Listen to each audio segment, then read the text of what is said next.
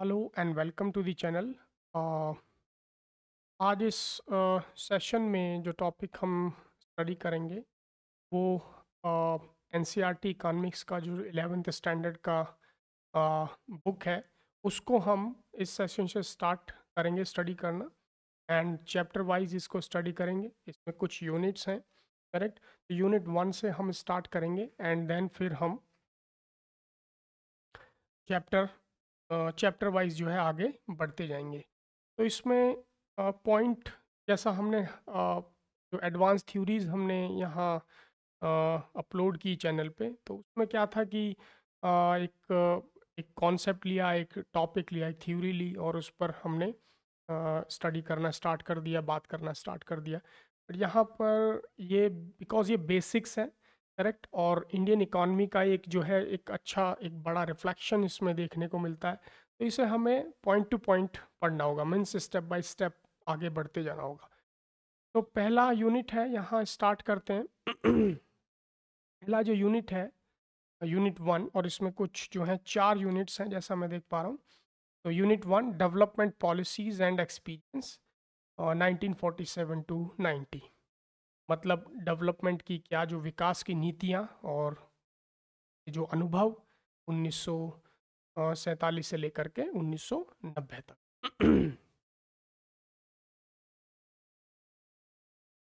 The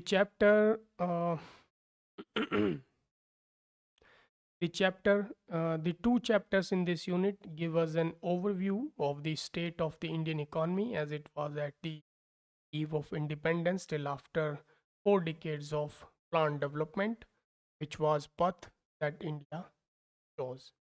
This means that the government of India had to take a series of steps such as the establishment of the planning commission and announcement of 5-year plans, an overview of the goals of 5-year plans, and a critical appraisal of the merits and limitations of planned development has been covered in this unit. तो ये हम already जानते हैं कि जो USSR का जो model था, जो संयुक्त राष्ट्र उसका सोवियत संघ का, ये हमने यहाँ से जो था क्या लिया, हमने प्लानिंग कमीशन यहाँ से लिया। और फिर जो है प्लानिंग कमीशन मतलब जो पंचवर्षीय योजना थी वो हमारी कहाँ से आई, यूएसएसआर से आई थी।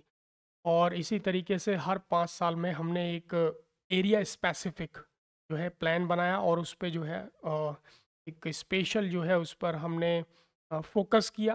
ठीक है, इसी को हम पंचवर्षीय योजना कहते हैं कि इस 5 साल जैसे हमने मान लिया कि एग्रीकल्चर सेक्टर पे लगाया और फिर नेक्स्ट ईयर इंडस्ट्रियल सेक्टर पे, और ऐसे ही पंचवर्षीय योजना आगे चलती जाती है। बट अब यहाँ नीति आयोग आ गया है, ये वाला कॉन्सेप्ट जो है वो डिसकंटिन्यू हो गया।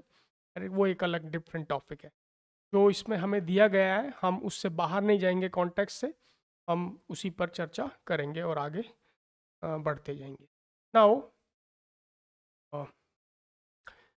तो यहाँ पर जो पहला चैप्टर है जैसा आप देख पा रहे हैं, that is Indian economy on the eve of independence. तो इंडियन इकॉनमी जो इंडिपेंडेंस के आसपास के जो बेसिक जो इकॉनमी का या अर्थव्यवस्था का जो स्ट्रक्चर रहा है उसके बारे में बात करता है।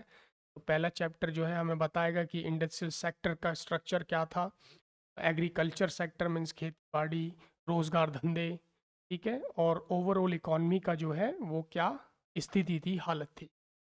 तो after studying this chapter, the learners will become familiar with the state of the Indian economy in 1947, year of India's independence. जैसा मैंने कहा कि जो स्टेट ऑफ इंडियन इकॉनमी मतलब उसकी जो आर्थिक जो हालात क्या थे देश के 1947 या 1940 में, जब देश आज़ाद होने वाला था। क्या होता है कि कोई घटना जब हमारी बनती है तो वो धीरे धीरे घटना जो है धीरे धीरे बनती है, एकदम से ऑल ऑफ द सडन कोई घटना बन नहीं जाती।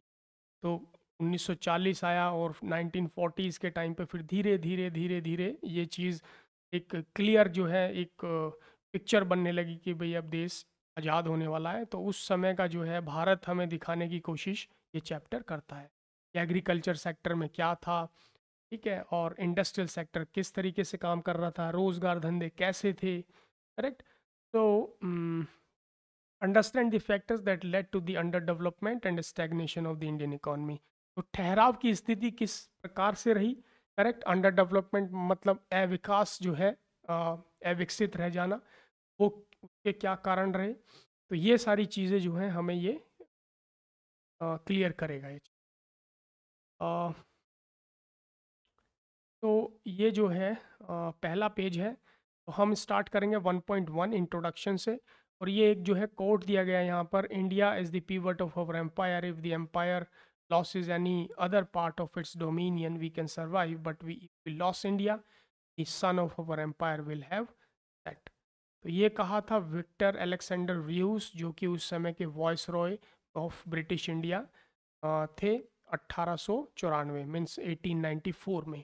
तो उन्होंने कहा कि अगर भारत से हमारा राज हट जाता है किसी कारण से, तो ये हमारे लिए एक जो है बुरी स्थिति होगी।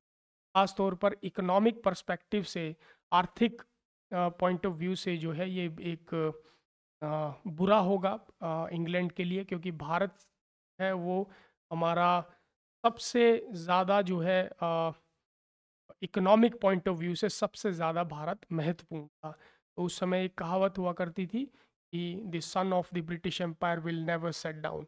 मतलब जो जो जो ब्रिटिश साम्राज्य है, ब्रिटिश एम्पायर है, उसका जो सूर्य है वो कभी अस्त नहीं होगा, करेक्ट। ऐसा उस समय था। तो वही सारी चीज़ें हैं। विक्टर अलेक्जेंडर व्यूज का जो है यहाँ कोट किया गया है ये कही बातें, जो कि वॉइस रॉय थे 1894 में। नाउ इंट्रोडक्शन पे आते हैं। Introduction, the primary objective of this book Indian economic development is to familiarize you with the basic features of the Indian economy। Basic features के बारे में बताएगी कि इंडियन इकोनॉमिक डेवलपमेंट जो है वो किस तरीके से रहा, क्या स्ट्रक्चर था इकोनॉमी का, and its development as it is today in the aftermath of the independence. Means कोई भी, मान लीजिए कि आज हमारे पास जो करंट रिसोर्सेज हैं,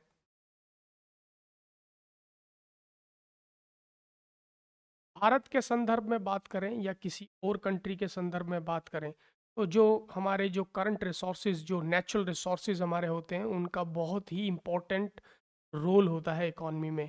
उनके बेसिस पर ही आगे का जो है प्रिडिक्शन इकॉनमी करती है, या जो अर्थशास्त्री होते हैं, जो इकोनॉमिस्ट होते हैं, वो आगे का प्रिडिक्शन करना ही उनका जो मेन काम होता है कि आगे जो है किस तरीके की स्थितियाँ बनेंगी आज की इकोनॉमिक रिसोर्सेज को देखते हुए।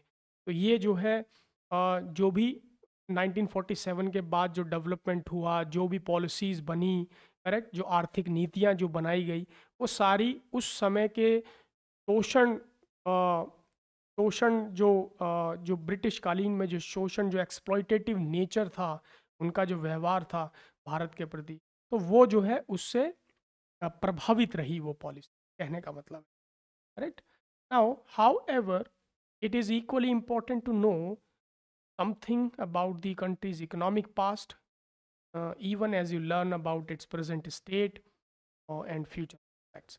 So let us first look at the state of the India's economy prior to the country's independence and form an idea of the various considerations that shaped India's post-independence development strategy। Post development का basically mean है कि after independence, correct. तो जैसा मैंने बताया कि उस समय के हालात से जो भी चीज़ें रही, जो भी ब्रिटिश एम्पायर का एक्सप्लॉयटेटिव नेचर रहा इंडिया के प्रति, जो भी नीतियाँ उन्होंने बनाई, वो भारत को देखते हुए नहीं बनाई। उसमें भारत का हित हित कम था और इंग्लैंड का हित ज़्यादा था।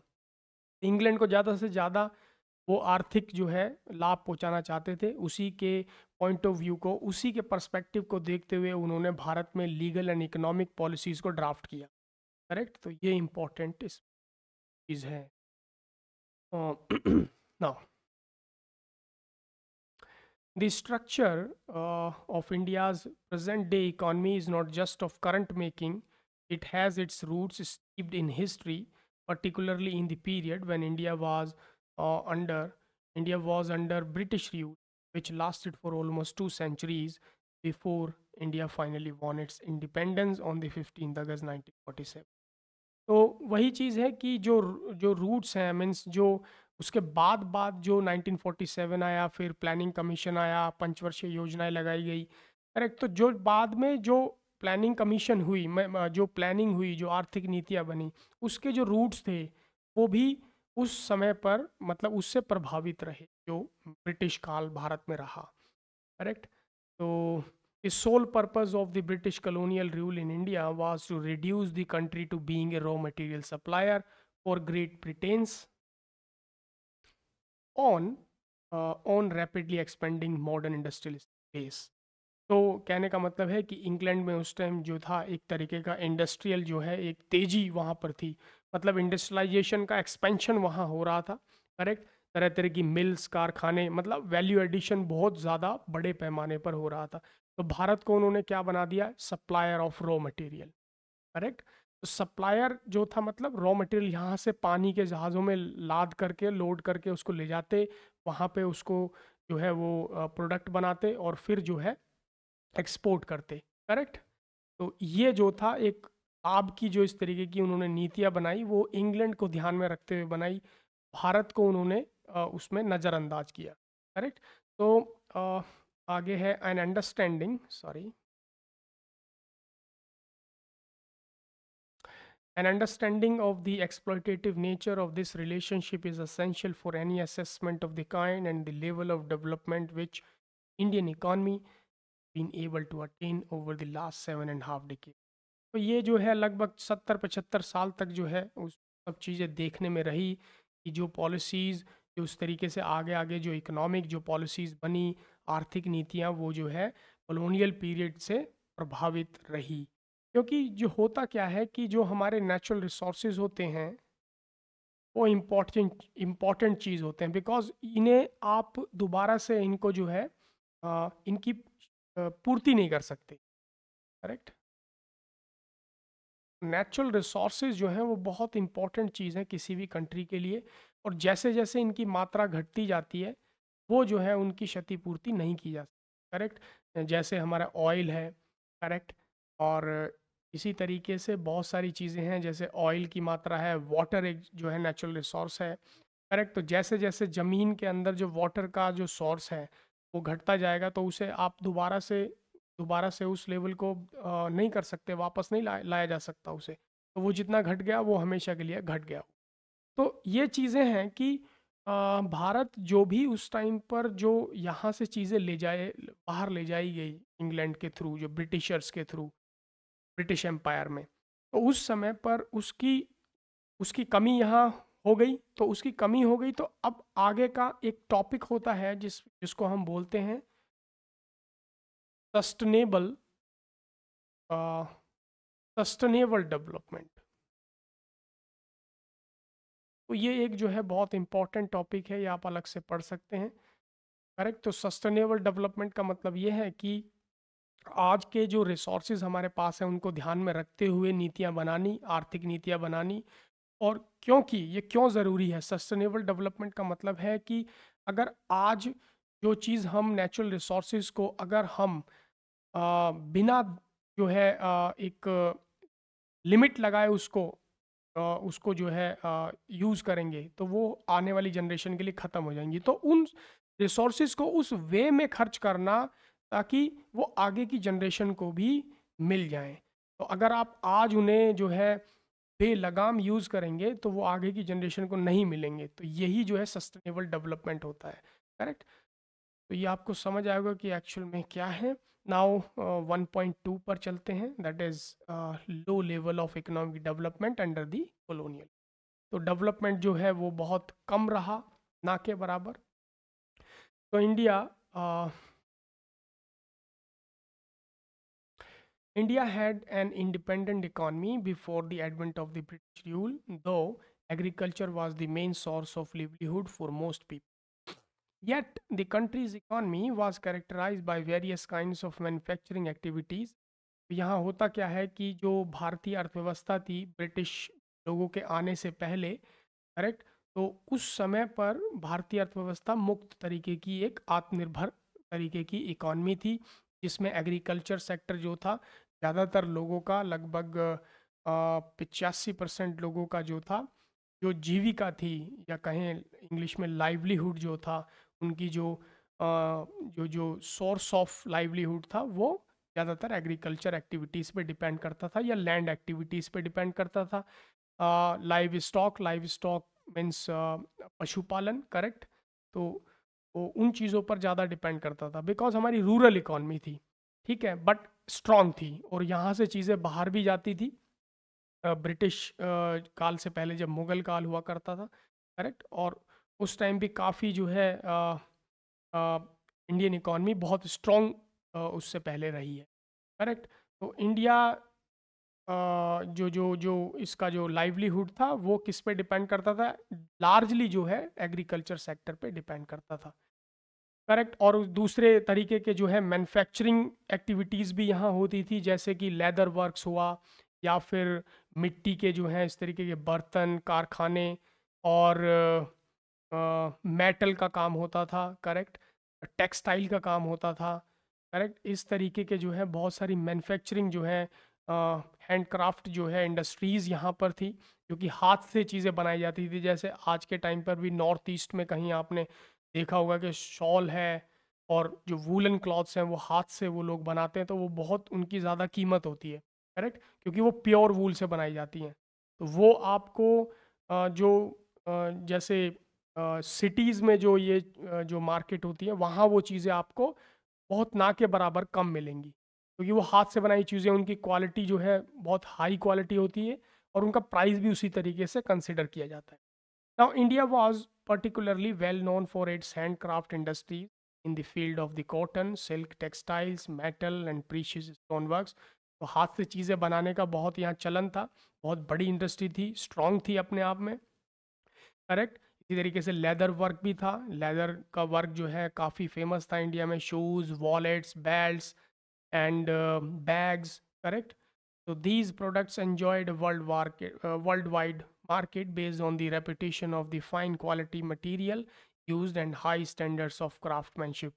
Craftsmanship का मतलब है कि जो बनाने का जो स्किल है वो high quality, seen in all imports from India, correct.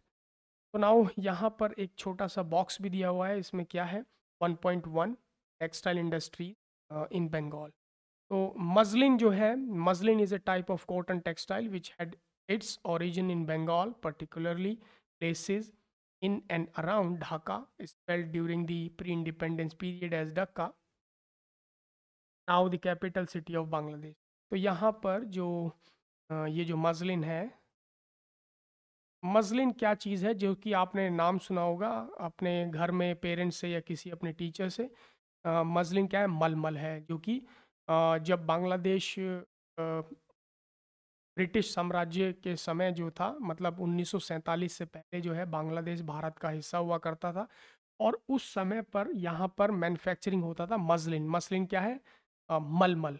तो एक तरीके का खास तरीके का एक कॉटन होता था, करेक्ट, और यहाँ से उसको जो है बाहर ले जाया जाता था पानी के जहाज़ों में, और फिर जो है मीन्स उससे क्लॉथिंग का काम होता था। और ये जो था बाहर के देशों में रॉयल्टी का एक प्रतीक होता था ये मसलिन, करेक्ट। और उस समय पर जब बंगाल बांग्लादेश था वो क्या है हमारा, ईस्ट एंड वेस्ट पार्ट में जो है पूरा बंगाल हुआ था।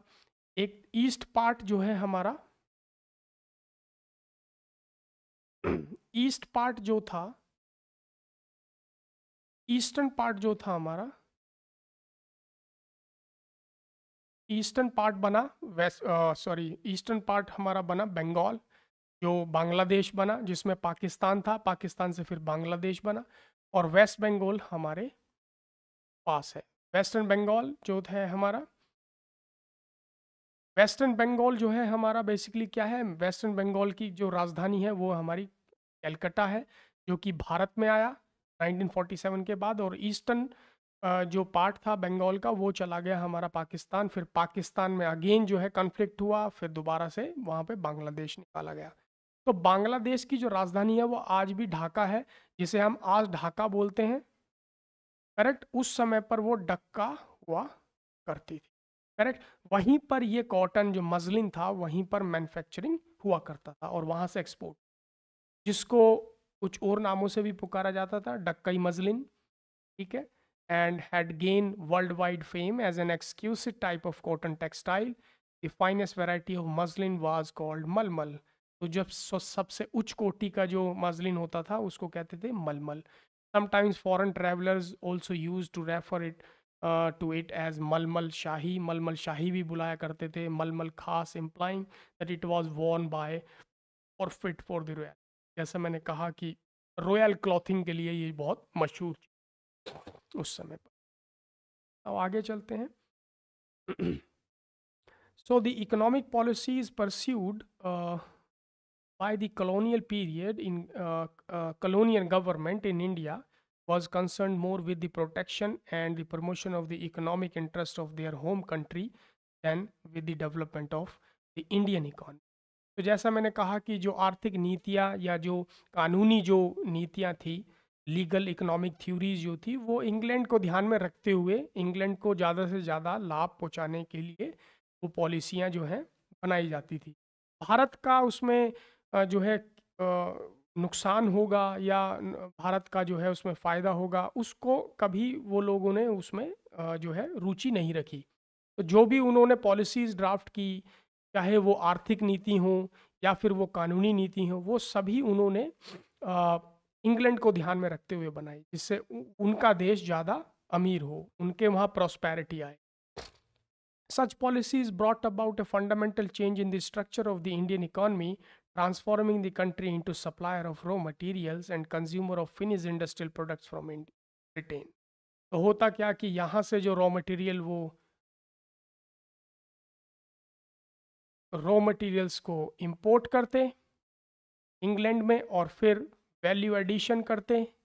वैल्यू एडिशन मतलब प्रोडक्ट बनाते और फिर उसको जो है एक्सपोर्ट करते, आगे एक्सपोर्ट करते और फिर उसमें वो अपना प्रॉफिट बनाते. तो इस तरीके से इंग्लैंड जो है अमीर होता गया. ठीक है, आपको समझ आई. Obviously, the colonial government never made any sincere attempt to estimate India's national and per capita income. तो ये चीज़ भी जो है इम्पॉर्टेंट है यहाँ पर कि इंग्लैंड ने, जो ब्रिटिश काल था भारत में 200 साल का, उन्होंने कभी भी नेशनल जो है इनकम या पर कैपिटा इनकम, जिसे हम जीडीपी कहते हैं, ठीक है, या एग्रीगेट आउटपुट इसे बोल सकते हैं, करेक्ट, पर कैपिटा इनकम, प्रति व्यक्ति आय जो थी, उसको कभी उन्होंने मेजरमेंट एस्टिमेट करने का, उसका कोई रफ आइडिया लेने का कभी उन्होंने कोई अटेम्प्ट नहीं किया. करेक्ट, ताकि लोगों को पता ही ना लग सके कि भाई हो क्या रहा है, कितना जा रहा है, कितना आ रहा है, कितना लॉस हो रहा है. बिकॉज जब एक्सपोर्ट होगा, इंपोर्ट होगा, तो उसका कुछ बैलेंस शीट होता है ना, उसमें कुछ एंट्रीज होती हैं, तो उससे पता लगाया जा सकता है भाई हमें कितना लॉस हो रहा है, कितना जो है हमें फ़ायदा हो रहा है. तो उन्होंने वो सब चीज़ें की ही नहीं, उसको इग्नोर कर दिया. Correct. Now some individual attempts which were made to measure such incomes yielded conflicting and inconsistent results. Among the notable estimators, Dadabhai Naroji, William Digby, Findlay Shiraz, V.K.R.V. Rao, and R.C. Desai. It was Rao whose estimates during the colonial period was considered very significant. तो यहाँ पर होता क्या है कि ये कुछ जो लोग भारतीय हैं ये सामने आए. ठीक है, इन्होंने क्या किया, जैसे कि दादा भाई Naoroji, William Digby, Findlay Siraj, V.K.R.V. Rao, तो R.C. देसाई, इन कुछ लोगों ने आकर के इनिशिएट लिया कि भाई भारतीय अर्थव्यवस्था जो है वो धीरे धीरे जो है बहुत उसकी हालत ख़राब हो रही है. तो उन्होंने एस्टिमेट करने की इसको कोशिश की. उन्होंने एक मीन्स उन्होंने जो है इसकी मेज़रमेंट करने की कोशिश की कि हमारी पर कैपिटा इनकम क्या है, ठीक है, और हमारा जो जीडीपी है, जो एग्रीगेट आउटपुट है, वो क्या है. तो उन्होंने पाया कि however the most studies did find that the country's growth of aggregate real output during the first half of the 20th century was less than 2%. तो यहाँ पर जो जीडीपी थी, जिसे यहाँ पर एग्रीगेट आउटपुट कहा गया, वो हमारा जो है लगभग जो है 2% से भी लगभग कम था. Correct, coupled with meagre 0.5% growth in per capita output. और पर कैपिटा आउटपुट जो था हमारा वो कितना था, लगभग 0.5% या उसके भी कम. करेक्ट. नाउ इस तरीके का डेवलपमेंट उन्होंने पाया. कि हमारी जो इकोनॉमिक ग्रोथ है उसका पेस क्या है, वो किस स्पीड से चल रही है। उन्होंने पाया कि पर कैपिटा जो आउटपुट है दैट इज़ 0.5% और लेस देन 0.5%, आधे परसेंट से भी कम। जीडीपी जो है वो लगभग 2% से भी कम। चलिए अब बात करते हैं 1.3 एग्रीकल्चर सेक्टर। एग्रीकल्चर सेक्टर, इससे पहले हमने ग्रोथ एंड डेवलपमेंट के बारे में बात किया कि कितना जो है 1.2 में कि कितना जो है ग्रोथ रहा क्या पर कैपिटा जो है आउटपुट एंड जीडीपी हमारा रहा। नाउ अब बात करते हैं India's economy under the British rule, British colonial rule remain fundamentally agrarian. तो फंडामेंटली मीन्स जो है लार्जली जो है मीन्स जो रेवेन्यू जनरेट होता था इंडियन इकॉनमी में वो इससे होता था कृषि रिलेटेड जो गतिविधियां थी, कृषि से संबंधित गतिविधियां, एग्रीकल्चरल एक्टिविटीज़ या कहें लैंड एक्टिविटीज़। अब उसमें जो है हमारा पशुपालन भी आता है जिसे हम लाइव स्टॉक बोलते हैं। तो about 80% of the countries population lived mostly in villages and derived livelihood directly और इनडायरेक्टली फ्रॉम द एग्रीकल्चर। तो 85% जो कि एक बड़ा नंबर है अपने आप में, 85% जो था वो लोग कहाँ पे रहते थे, विलेजेस में और गांव कस्बों में वो जो है रहते थे और क्या करते थे, रूरल इकॉनमी से जुड़े हुए थे। रूरल इकॉनमी हमारी क्या है, एग्रीकल्चरल एक्टिविटीज़ है, लैंड एक्टिविटीज़ है, जो लैंड से जो जुड़ी हुई जो गतिविधियां हैं उनमें वो लिप्त थे। और उसमें हमारा पशुपालन भी होता है, जैसे पिग्स हैं, घोड़े, गधे एंड डक्स हैं, करेक्ट। एंड इसी तरीके से जो है गाय हैं, भैंस हैं, करेक्ट, घोड़े हैं। तो ये सारी जो है रूरल इकॉनमी का हिस्सा था। तो 85% जो है एक बहुत बड़ा नंबर है अपने आप में, करेक्ट। तो इतना ज़्यादा रूरल इकॉनमी हमारी थी और जिससे अच्छा खासा जो है रेवेन्यू जनरेट होता था। जो प्राइम सोर्स ऑफ इनकम था लोगों का विलेजेस में, कंट्री साइड इंडिया में, वो एग्रीकल्चरल एक्टिविटीज़ ही थी। So, however, despite being the occupation of such a large population, the agricultural sector continued to experience stagnation and not infrequently unusual deterioration. Agricultural productivity became low, though in absolute terms, means agricultural जो activity थी, जो overall जो था, हालांकि लोगों की आय जो थी लार्जली इस पे ही डिपेंड करती थी, बट फिर भी ये प्रोडक्टिविटी अपने आप में लेस देन द एक्सपेक्टेशन थी कि जितना होना चाहिए, करेक्ट।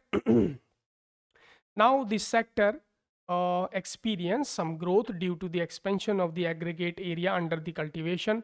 अब area under the cultivation activity, sorry, जो area under the cultivation, cultivation means खेत की जो जुताई होती है, करेक्ट, उसको हम क्या कहते हैं, एरिया अंडर द कल्टीवेशन। जो हमारा करंट जो है लगभग 50% के आसपास है आज भी ये एरिया, करेक्ट। अब ये जो उस समय पर था, ये हमें डेटा चेक करना पड़ेगा कि उस समय पर अंडर द कल्टीवेशन जो था लैंड कितना परसेंट था। तो हमारा इस टाइम 52% के समवेयर इसके बीच में कहीं आता है अभी जो है मतलब जुताई लायक जो ज़मीन है। So this stagnation in the agricultural sector was caused mainly because of the various systems of the land settlement.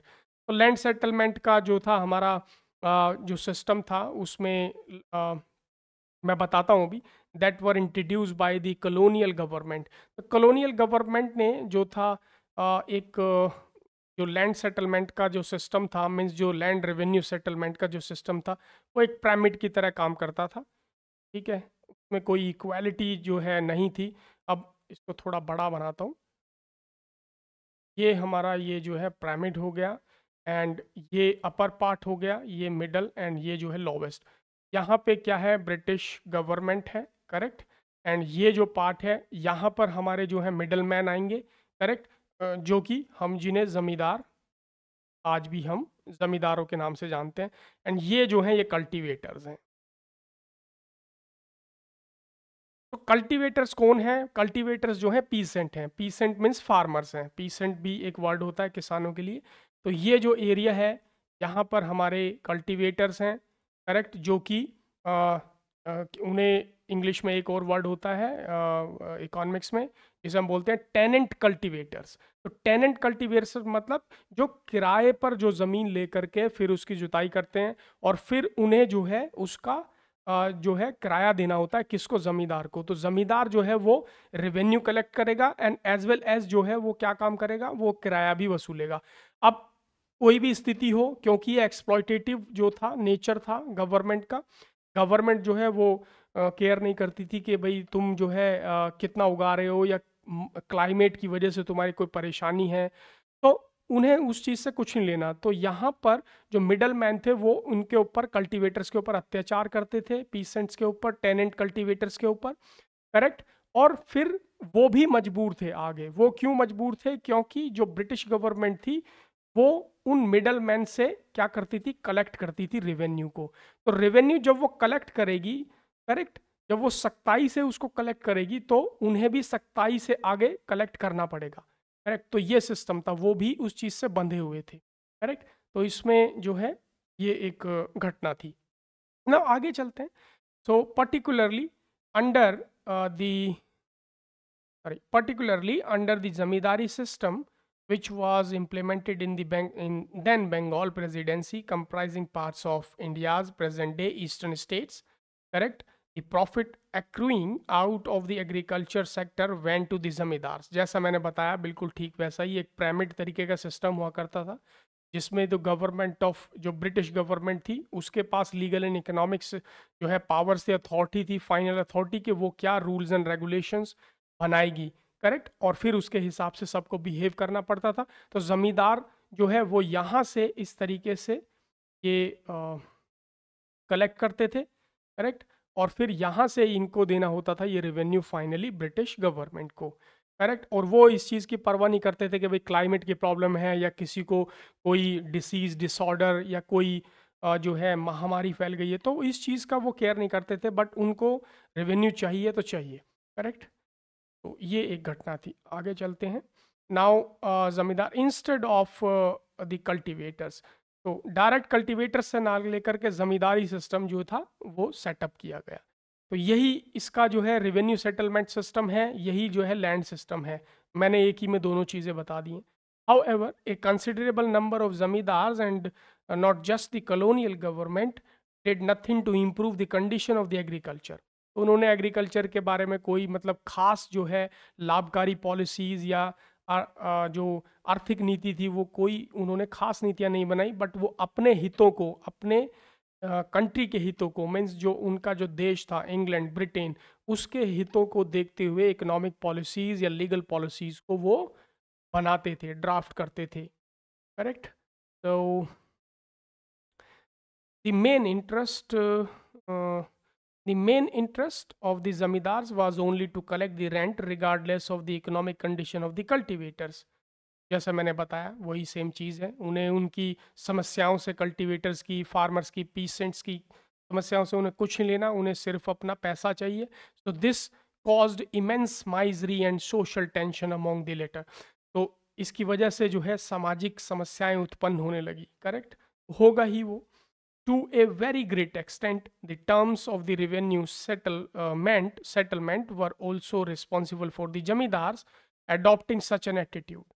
ठीक है, तो जमींदार जो हैं इन माय अंडरस्टैंडिंग, मेरी समझ में जमींदार जो हैं पूरी तरीके से इसके रिस्पॉन्सिबल नहीं थे, बट वहाँ पर ब्रिटिश गवर्नमेंट अगर चाहती तो सोशल वेलफेयर वो ला सकती थी, जिससे पीसेंट्स का और उनका कुछ जो है हो सकता है। तो dates for depositing the specified sums of revenue were fixed, failing which the zamindars were to lose their rights, because वो अपने राइट्स खो सकते थे, इसलिए वो जो है अपना जो फ्रस्ट्रेशन था वो कल्टीवेटर्स के ऊपर जो है निकालते थे, and that is very normal and obvious.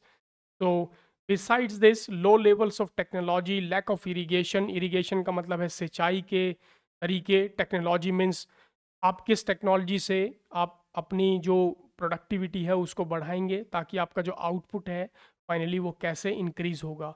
तो इरिगेशन की टेक्नोलॉजी नहीं थी, ओवरऑल जो है टेक्नोलॉजिकल एनहांसमेंट नहीं था, correct. So facilities under the negligible use of the fertilizers, fertilizers आप जानते हैं जो कृषि में जो दवाइयाँ छिड़की जाती हैं वो सब। all added up to aggravate the plight of the farmers and contributed to the dismal level of agricultural productivity.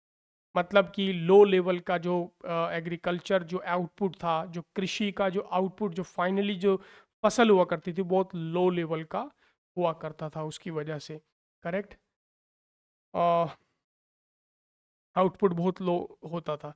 तो there was of course some evidence of relatively higher yield of crops, cash crops in certain areas of the country due to the commercialization of the agriculture.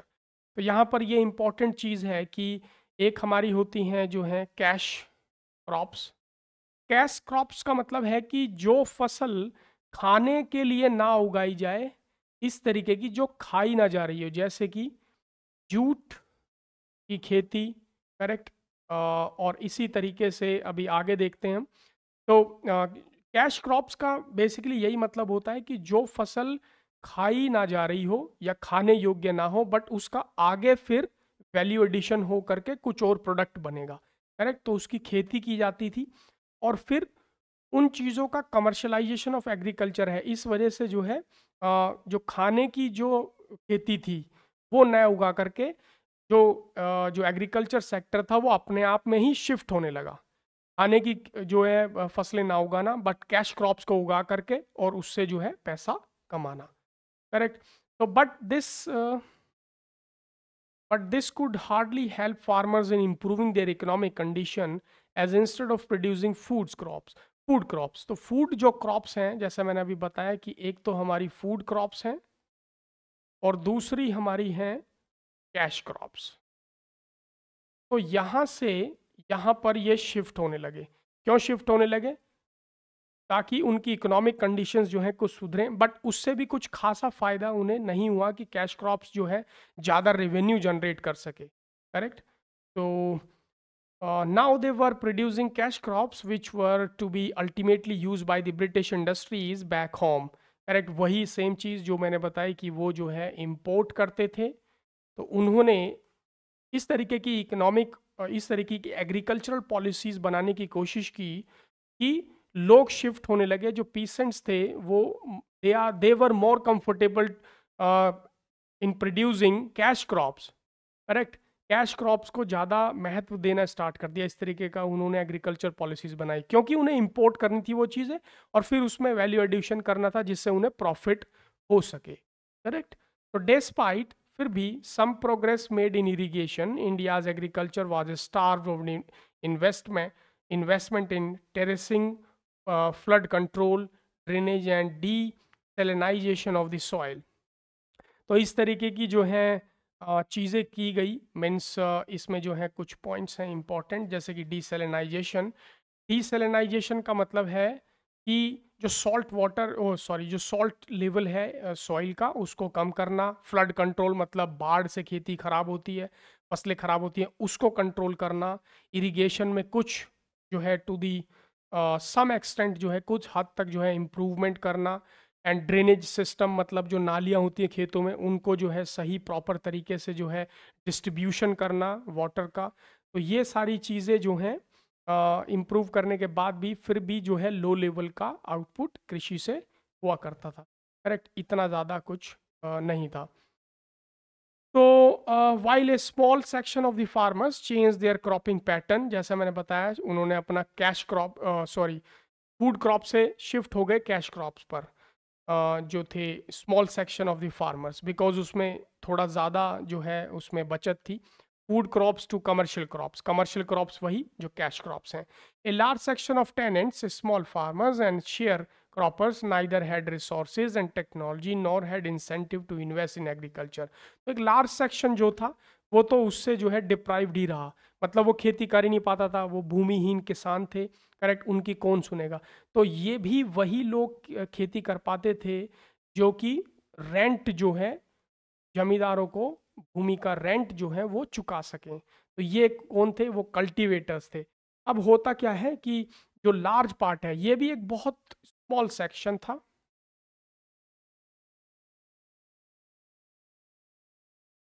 But यहाँ पे जो एक बड़ा जो एक section था जो डिप्राइव्ड, मतलब कि जो जो वंचित रहता था इन सब चीज़ों से, मतलब खेती नहीं कर पाता था क्योंकि वो रेंट नहीं चुका सकते। रेंट की जो जो कीमतें थी वो उस समय पर बहुत हाई थी।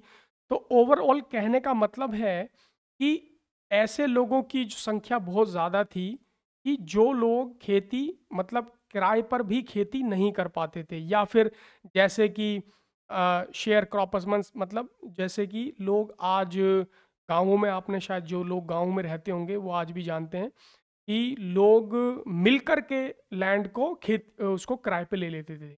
ये मैंने खुद एक्सपीरियंस किया है, मैं भी गांव का व्यक्ति हूँ। ठीक है, तो मैंने देखा है कि अपने बचपन में लोग जो है मिल कर के, एक जो है अकेले उनका इतना सामर्थ्य नहीं था कि वो अकेले एक खेत को जो है किराए पे ले लें, फिर उसमें खेती करें और उसका किराया दें। ठीक है, तो मिल कर के लोग क्या करते थे कि वो लोग जैसे 10 लोग हैं या 20 फैमिलीज हैं, मिल करके एक पूरे खेत को किराए पे लिया और फिर जो है वो उस पे खेती करते थे, और तब कुछ जा करके छुटपुट उन्हें खाने के लिए कुछ मिल पाता था। करेक्ट, तो इस तरीके का मतलब कहने का ओवरऑल ये है कि उन्होंने कोई भी इस तरीके का जो है सिस्टम तैयार नहीं किया कि जिससे कि जो बिल्कुल लोवेस्ट जो लाइन पर है, जो जो जो अ, जो पीसेंट्स थे, मतलब जो टेनेंट, जो पीसेंट्स थे, फार्मर्स थे, जो किराए की भूमि पर खेती करते थे, करेक्ट, उनके लिए कोई ऐसी एग्रीकल्चर पॉलिसी या फिर कोई भी उनको लैंड का डिस्ट्रीब्यूशन वगैरह कोई इस तरीके का नहीं दिया गया जिससे कि वो लोग खेती कर सकें। तो इसमें जो है ज़मींदार जो थे बहुत स्ट्रांग एक जो है पार्टी थे, और जो ब्रिटिश गवर्नमेंट थी उनका ज़मींदारों से डायरेक्ट जो है इंटरेक्शन और उनका डायरेक्ट जो है रिलेशनशिप था। बट इसमें जो जो बड़ा सेक्शन था उनके पास जो है भूमि थी ही नहीं, तो उन्होंने ओवरऑल कहने का मतलब है कि उन्होंने उनके लिए कुछ किया नहीं। करेक्ट, तो ये जो है, करेक्ट, यहाँ पर एक जो है ये छोटा सा एक 1.2 एक बॉक्स है, इसको भी हम साथ के साथ देख लेते हैं। तो यहाँ है agriculture during the pre British India. तो यहाँ पर होता क्या है कि एक फ्रेंच ट्रेवलर आते हैं, correct, Bernier, describe 17th century Bengal. तो वो बंगाल की विजिट करते होंगे और वहाँ पर उन्होंने पाया कि the knowledge I have acquired of Bengal in 2 visits inclines me to believe that it is richer than Egypt. तो उस समय पर उन्होंने पाया कि जो इजिप्ट था, इजिप्ट से भी ज़्यादा धनी कौन था? बंगाल था। उन्होंने पाया कि बंगाल में इस तरीके का मतलब जो जो इकॉनमी थी, जो आर्थिक जो हालत थी, वो इजिप्ट से भी ज़्यादा बेहतर थी बंगाल में। करेक्ट, तो उनका जो है then it exports in abundance cottons, मतलब भारी मात्रा में, एबंडेंस का मतलब इट एक्सपोर्ट्स। तो यहाँ भारी मात्रा में क्या होता था? कॉटन एक्सपोर्ट होता था, सिल्क होता था, राइस मीन्स चावल होते थे, शुगर मीन्स चीनी होता था, बटर होता था, मक्खन means, correct, it produces amply for its own consumption, और उसके बाद उनके अपने खाने के लिए भी भरपूर बच जाया करता था। So wheat, vegetables, grains, fowls, ducks, correct, and geese, correct, ये सब जो है उनके एक तरीके से लाइव स्टॉक हुआ करते थे, जैसे डक्स है, गीज है, फॉल्स है। तो ये जो हैं वीट उगाते थे, वेजिटेबल्स उगाते थे और साथ में लाइव स्टॉक भी रखते थे, जैसे मैंने बताया पशुपालन। तो it has immense herds of pigs, pigs का पालन भी करते थे, correct, and flocks of sheep and goats, भेड़ें, बकरियां, fish of every kind of has profusion. तो from the Rajmahal to the sea is an endless number of canals. Endless number of canals means Rajmahal to the sea, endless numbers of canals का मतलब है कि छोटी छोटी जो नहरें जो हैं वो हुआ करती थी, cut in bygone ages from the Ganges by immense labour of navigation and irrigation. Means जो पानी की जो मतलब जो इस तरीके के जो कैनाल्स थे, जो नेचुरल जो सोर्सेज थे वाटर के, वो भी उस समय पर बंगाल में भरपूर थे। और जैसा जितना मैं जानता हूँ, as far as I know, Bengal में आज भी जो पानी का जो लेवल है वो काफ़ी अच्छा है। वहाँ पर जो है बांग्लादेश में या वेस्ट बंगाल में पानी की मात्रा अच्छी खासी है। करेक्ट, बाकी नॉर्दर्न स्टेट्स में आते आते हमारी पानी की मात्रा घट जाती है, जैसे हरियाणा है, पंजाब है, करेक्ट, यहाँ पानी की समस्याएं, जैसे दिल्ली है। तो ये जो है एरिया है जहाँ पर पानी की प्रॉब्लम है। बट वेस्ट बंगाल, ईस्ट बंगाल, यहाँ पर पानी जो है अच्छा खासा हुआ करता था, और आज भी स्थिति उनकी ठीक है। तो ये था हमारा 1 point 1.3 1.4 industrial sector. So what is industrial sector? जो उद्योग हैं हमारे, वो इंडस्ट्रियल सेक्टर का जो है उसे इंडस्ट्रियल सेक्टर कहा जाता है. So as in the case of the agriculture, so also in manufacturing, India could not develop a sound industrial base under the colonial rule. तो जैसा कि एग्रीकल्चर सेक्टर में स्थिति रही जो हमने इससे पहले 1.3 पढ़ा, वही सेम कुछ स्थिति जो है आसपास इंडस्ट्रियल सेक्टर की भी रही. करेक्ट. तो India could not develop a sound industrial base under the colonial rule. Means जो कॉलोनियल रूल था उससे पहले, जबकि हालात अच्छे थे, जब ब्रिटिश राज से पहले हैंडीक्राफ्ट इंडस्ट्रीज जो थी काफ़ी बूम पर थी, पीक पर थी. बट जैसे जैसे ब्रिटिश राज जो है नई नई चीज़ें, पॉलिसीज़ और जिस तरीके से उन्होंने इंडिया में राज किया, तो धीरे धीरे जो है हैंडीक्राफ्ट इंडस्ट्री जो है डिक्लाइन कर गई. Now even as the country's world famous handicraft industries decline, जैसा मैंने बताया कि वर्ल्ड क्लास जो इंडस्ट्रीज थी वो यहाँ डिक्लाइन कर गई. Correct. No corresponding modern industrial base was allowed to come up to take pride of place so long enjoyed by the former. तो यहाँ पर जो पहले एन्जॉय की जा रही थी हैंडीक्राफ्ट इंडस्ट्रीज, वो पूरी तरीके से यहाँ पर डिक्लाइन कर गई. और नए का तो मतलब कोई चांस ही नहीं था. जो बाकी जो पुरानी थी, जो फॉर्मर थी, वो भी डिक्लाइन कर गई. करेक्ट. ऐसा रिकॉर्ड किया गया. Now, the primary motive of the colonial government behind this policy of systematically deindustrializing India was twofold. तो deindustrialization करने का जो था, मीन्स इंडस्ट्रियलाइजेशन जो ऑलरेडी जो यहाँ का जो जो हैंडीक्राफ्ट इंडस्ट्रियल जो सेक्टर था, करेक्ट, जो उसमें कंपनियां काम कर रही थी उस टाइम पे लोकली, जो जिसकी डिमांड थी उन गुड्स की, उन प्रोडक्ट्स की, तो वो क्या था कि उसको डिक्लाइन करने में, वो ऐसे नहीं कि अपने आप डिक्लाइन कर गए, उसके पीछे जो है कुछ इकोनॉमिक ऐसी पॉलिसीज थी ब्रिटिश गवर्नमेंट की जिसकी वजह से ऐसा हुआ. उसका दो कारण यहाँ पर दर्ज किए गए हैं. तो industrialising India was twofold. The intention was intention was to reduce India to the status of a mere exporter of important raw materials for the upcoming modern industries in Britain. And second, तो पहला देख लेते हैं. तो पहला, एक तो India को जो है India became raw material supplier. पहला तो यही है.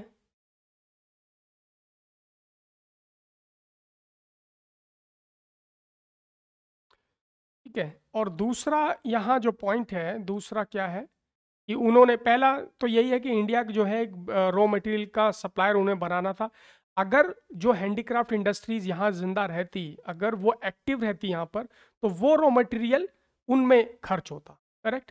तो उनको क्या करना था, एक तरफ उन्हें जो है सप्लायर बनाना था जिससे कि जो इंडिया की जो हैंडीक्राफ्ट इंडस्ट्रीज थी वो ख़त्म हो जाए, और दूसरी तरफ उससे जुड़ी हुई जो डिमांड है उनके प्रोडक्ट्स की मार्केट में वो ख़त्म हो जाए, जिससे कि इंडिया से जो इंपोर्ट किया जा रहा है इंग्लैंड में रॉ मटेरियल, उससे जो वैल्यू एडिशन होता है, वैल्यू एडिशन मैंने आपको बताया कि प्रोडक्ट बनाना, फिर वहाँ पर जो प्रोडक्ट बनता है उस प्रोडक्ट को वापस से इंडिया में एक्सपोर्ट करना, और फिर क्योंकि यहाँ पर जो लोकल डिमांड थी लोकल प्रोडक्ट्स की, वो शिफ्ट हो जाएगी एक्सपोर्टेड प्रोडक्ट पर जो कि इंग्लैंड से एक्सपोर्ट हो रहा है. तो ये उनकी कुछ पॉलिसीज रही.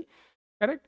तो सेकंड क्या थी, to turn India into a sprawling market for the finished products of those industries so that their continued expansion could be ensured to the maximum advantage their home country. तो जैसा मैंने कहा कि India में क्या हो रहा था जब ब्रिटिश भारत था, तो यहाँ पर दो घटनाएं जो है हो रही थी. एक तो मटेरियल को बाहर ले जाया जा रहा था जैसा मैंने यहाँ लिखा, और दूसरा जो है इंडिया बिकेम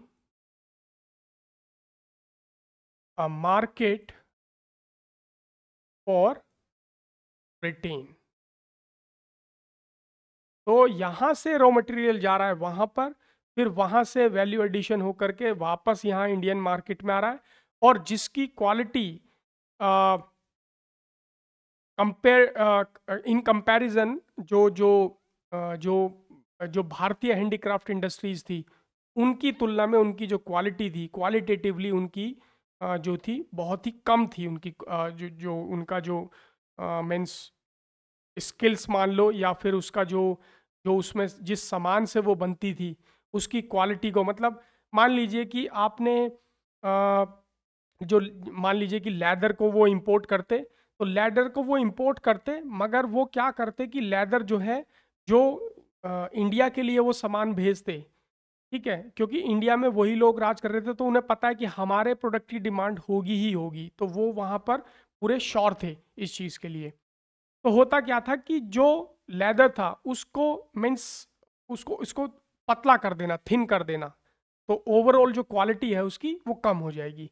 और जिसमें मान लीजिए कि जितना ज़्यादा थिक लेदर होगा उतने जो है कम शूज़ बनेंगे, कम यूनिट प्रोड्यूस होंगी, और जितना ज़्यादा पतला आप उसे करेंगे उतनी ही क्या होगा, ज़्यादा आप उससे सामान मटेरियल जो है तैयार कर सकते हैं। तो इस तरीके का जो है उनकी जो क्वालिटी का क्वालिटेटिवली उनके प्रोडक्ट जो हैं कंपैरिजन में वो टिक नहीं सकते थे। बट क्योंकि भारत में ये मजबूरी बन गई थी कि भाई अब जब लोकली इंडस्ट्रीज पूरी तरीके से डिक्लाइन कर गई, तो अब हमें ये बाजार में यही चीज़ अवेलेबल है, तो यही हमें खरीदनी भी पड़ेगी। ये इस तरीके की स्थिति।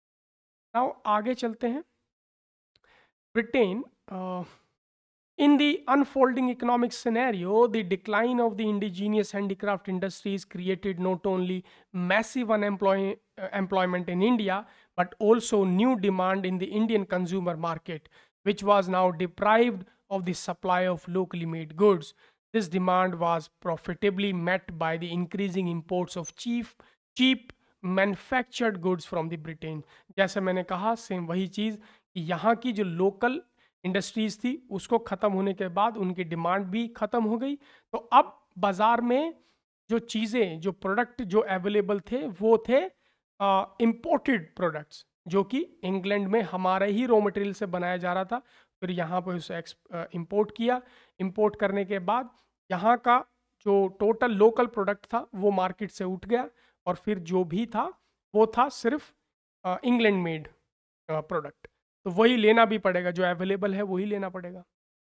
तो now during the second half of the 19th century, modern industry began to take root in India, but its progress remained very slow. तो मॉडर्न इंडस्ट्रीज आई, बट उनका जो प्रोग्रेस था कुछ कुछ जो है, जैसे टाटा था, टाटा ने जो है बहुत पहले इनिशिएट लिया था 1860 आई थिंक, अराउंड ऐसा ही कुछ, एग्जैक्ट डेट मुझे याद नहीं है, बट इसी के आसपास जो था टाटा इंडस्ट्रीज़ जो है भारत में मॉडर्न इंडस्ट्रीज़ का जो नींव रखा, करेक्ट, तो वो जो है फाउंडेशन जो है वो टाटा ने स्टार्ट किया था मॉडर्न इंडस्ट्रीज़ का। Initially this development was confined to the setting up of cotton and jute textile mills. तो स्टार्टिंग में ये मॉडर्न इंडस्ट्रीज जो है सिर्फ जूट टेक्सटाइल्स तक ही सीमित रही। The cotton textile mills mainly dominated by the Indians were located in the western parts of the country, namely Maharashtra and Gujarat. तो इंडियंस की जो भी मॉडर्न इंडस्ट्रीज जो भी छुटपुट थी वो महाराष्ट्र के कुछ स्टेट्स और गुजरात के कुछ स्टेट्स तक ही सीमित रही, और उनका भी आउटपुट जो था बहुत लो था, और वो अपने इनिशियल फेस में काम कर रही थी, मतलब अभी उनकी स्टार्टिंग हुई है, correct. The jute mills dominated by the foreigners were mainly concentrated in Bengal. तो बंगाल में जो थी वो फॉरेनर्स की थी, correct. And subsequently the iron and the steel industries began coming up in the beginning of the 20th century. The Tata Iron and Steel Company TISCO was incorporated in 1907. तो 1907 में Tata iron and steel company TISCO short में, ये इसने जो है नींव रखी अपनी 1907 में ही आए। A few other industries in the field of sugar, cement, paper, और इसी तरीके से शुगर की factories, sugar mills, cement and papers, paper बनाने की मीन्स जिस पे प्रिंट मीडिया का काम होता था, करेक्ट, और बड़े बड़े पेजेस होते थे, तो उन पे क्या होता था, जैसे मैगजीन्स वगैरह होती थी, न्यूज़पेपर्स, तो ये सब पेपर जो था ये भारत में कुछ लोगों ने जो है इसकी नींव रखी, मॉडर्न इंडस्ट्रीज में इनको गिना जाता था। So came up after the second world war. However there was hardly any capital goods industry to help promote further industrialisation in India. तो यहाँ पर इम्पॉर्टेंट पॉइंट ये है कि एक तो मॉडर्न इंडस्ट्रीज जो है लिमिटेड थी, उनका लिमिटेड होने का कारण जो था, वो कारण जो है था बहुत जो था बहुत बड़ा उनका कारण था। और वो बड़ा कारण क्या था कि हमारे पास दो तरीके की गुड्स होते हैं। एक तो हमारी कंज्यूमर गुड्स होती हैं जो कि हाउस होल्ड में, मतलब जो हम घरों में यूज़ करते हैं, और दूसरी उस तरीके से होती हैं जिनको हम कहते हैं कैपिटल गुड्स।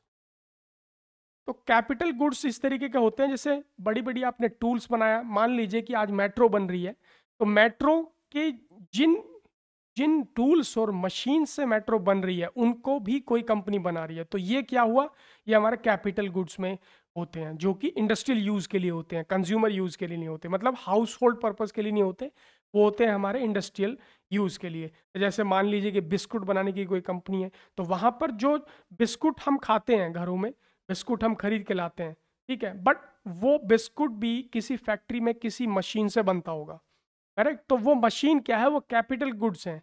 तो वो जो चीजें हैं उन्हें बनाने वाला यहाँ कोई नहीं था, इसलिए लोकल जो इंडस्ट्रीज थी, जो मॉडर्न इंडस्ट्रीज थी, उनका जो पेस था, मीन्स उनकी जो ग्रोथ थी, वो बहुत ही स्लो थी, वो धीरे धीरे आगे बढ़ रही थी, correct. Now, capital goods industry means industries which can produce machine tools which are in turn used for producing articles for current consumption. जैसा मैंने बताया वही चीज़, कंजप्शन के लिए जो चीज़ तैयार की जा रही है उसको मशीन तैयार करेगी, तो वो कैपिटल गुड्स हैं, इंडस्ट्रियल गुड्स होते हैं। The establishment of a few manufacturing units hair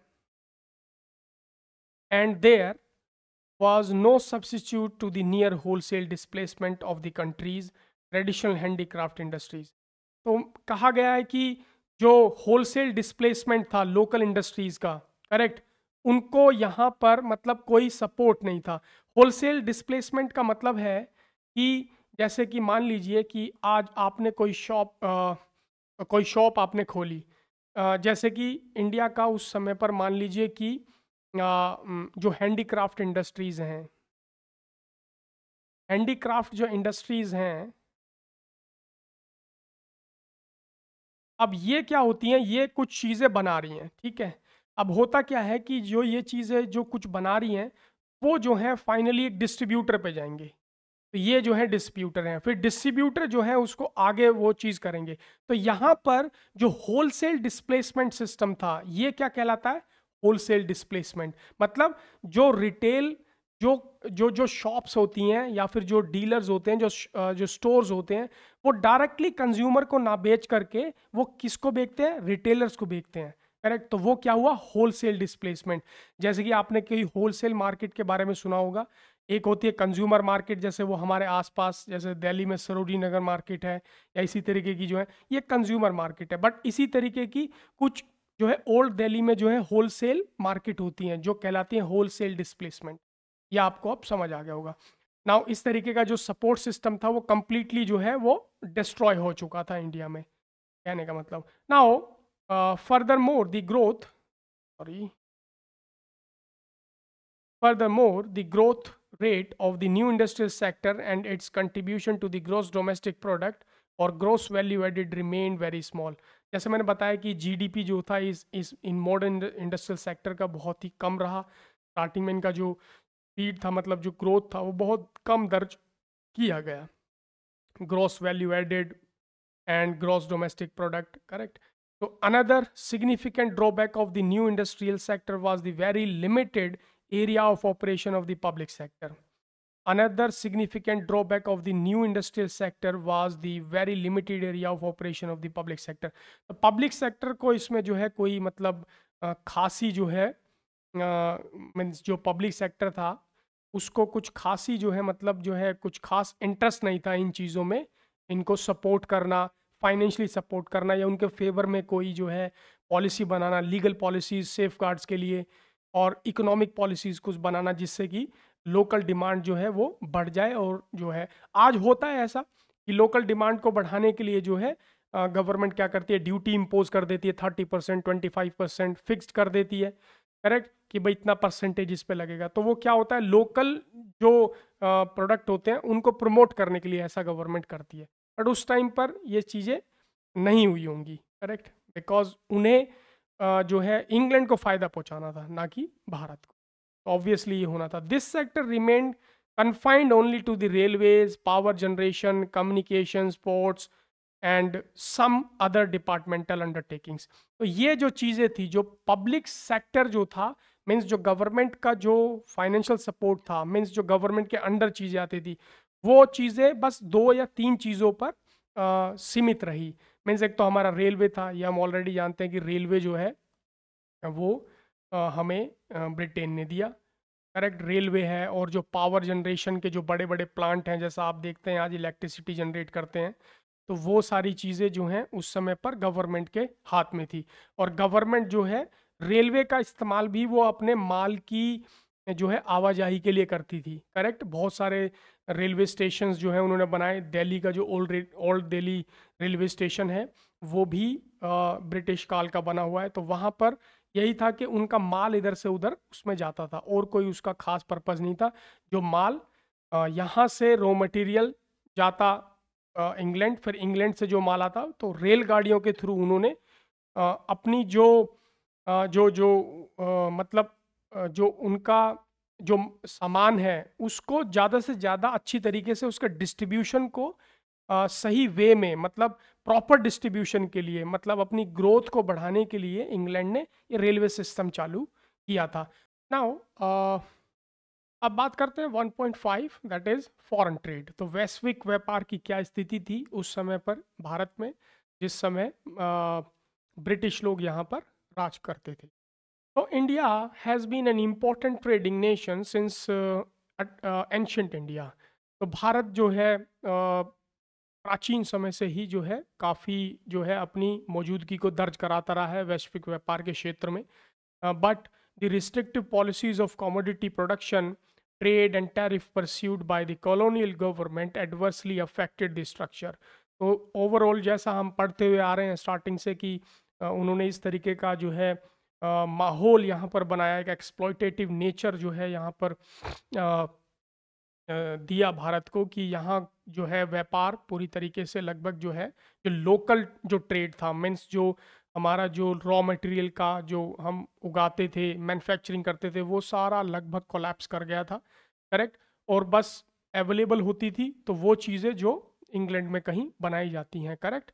और फिर उनका जो प्राइस है वो हर कोई अफोर्ड भी नहीं कर सकता, ठीक है। So composition and volume of India's foreign trade, consequently India became exporter of the primary products such as raw silk, raw cotton, wool, sugar, indigo, jute etc। तो जैसा हम पढ़ते हुए आ रहे हैं कि इंडिया जो है एक्सपोर्ट करता था, और इंग्लैंड जो है ज़बरदस्ती यहाँ से जो है चीज़ें रॉ मटेरियल के रूप में ले जाता, और फिर वो वापस हमको ही बेचता। And N importer of finished consumer goods like cotton, silk and wool, woolen clothes and capital goods like light machinery produced in the factories of Britain, correct. तो मतलब कैपिटल गुड्स भी वहां से यहाँ पर आती बन करके, यहाँ से सामान जाता रॉ मटेरियल के रूप में, फिर वहां से कैपिटल गुड्स मतलब इंडस्ट्रियल, जैसा मैंने बताया आपको अभी कि कंज्यूमर गुड्स और कैपिटल गुड्स में अंतर होता है, तो कैपिटल गुड्स भी वहीं से जो है आती। So, for all practical purposes, Britain maintained a monopoly control over India's exports and imports। तो इंडिया का जो मतलब जो भी एक्सपोर्ट होता वो रिस्ट्रिक्टेड रहा, मतलब सीमित रहा इंग्लैंड तक। और बाकी की जो एशिया कंट्रीज़ हैं, जो हमारी नेबर कंट्रीज है, जैसे चाइना है या श्रीलंका है या ईरान है, और आसपास की जो और कंट्रीज़ है, वहाँ पर हमारा जो एक्सपोर्ट होता वो लगभग बहुत कम होता। लार्जली जो है हमारा जो इंटरनेशनल ट्रेड था वो इंग्लैंड के साथ ही होता। ये होना ही था, दैट इज़ ऑब्वियस, करेक्ट। और क्योंकि वही लोग राज कर रहे हैं तो वो अपने हितों की ज़्यादा रक्षा करेंगे, ठीक है। Now as a result more than half of India's foreign trade was restricted to Britain, while the rest was allowed with the few countries like China, Ceylon, that Ceylon क्या था, श्रीलंका जो आज श्रीलंका है, पर्सिया जो ईरान है। The opening of the Suez Canal further intensified British control over India's foreign trade। तो Swiss canal जो है मतलब आसपास की कंट्री से जो है कम था, जैसे Ceylon, Sri Lanka, Persia means Iran, China. तो इनके साथ एक्सपोर्ट जो जो हमारा जो इंटरनेशनल रिलेशनशिप थे, व्यापार जो नाते थे, वो लगभग ना के बराबर थे। किसकी वजह से? क्योंकि इंग्लैंड की वजह। तो होता क्या है कि स्विस कैनाल जो है एक आर्टिफिशियल कैनाल है जहाँ से पानी के जहाज गुजरा करते थे। और जब ये कैनाल बन के तैयार हुई तो ये क्या होता है, इजिप्ट के रास्ते से निकलती है, जो कि एक शॉर्ट रूट है, ठीक है, एक वाटर वे है, मतलब सी वे है, जहाँ से इंग्लैंड को शॉर्ट रास्ते से माल ले जाने में आसानी होने लगी। तो इंटरनेशनल ट्रेड में इंग्लैंड का और ज़्यादा से दबदबा बनने लगा, मतलब उनकी मोनोपली बनने लगी। Correct. So, the most important characteristic of India's foreign trade throughout the colonial period was the generation of a large export surplus. तो लार्ज एक्सपोर्ट सरप्लस मतलब यहाँ पर ज़्यादा जो है उनकी चीज़ें यहाँ पर ज़्यादा दिखने लगी। करेक्ट।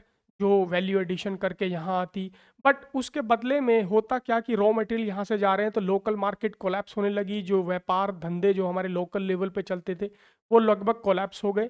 तो ओवरऑल मार्केट जो है उन्हीं की प्रोडक्ट ने एक मोनोपली बना लिया मार्केट में।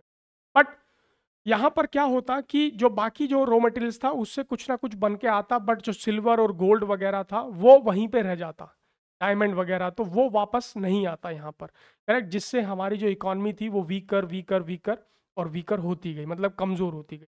But this surplus came at a huge cost to the country's economy. Several essential commodities like food grains, clothes, kerosene, etc. were scarcely available in the domestic market. तो ये तो होना ही था, जब रॉ मटेरियल यहाँ से जाएगा तो लोकल मार्केट जो है वो कोलैप्स करेगी।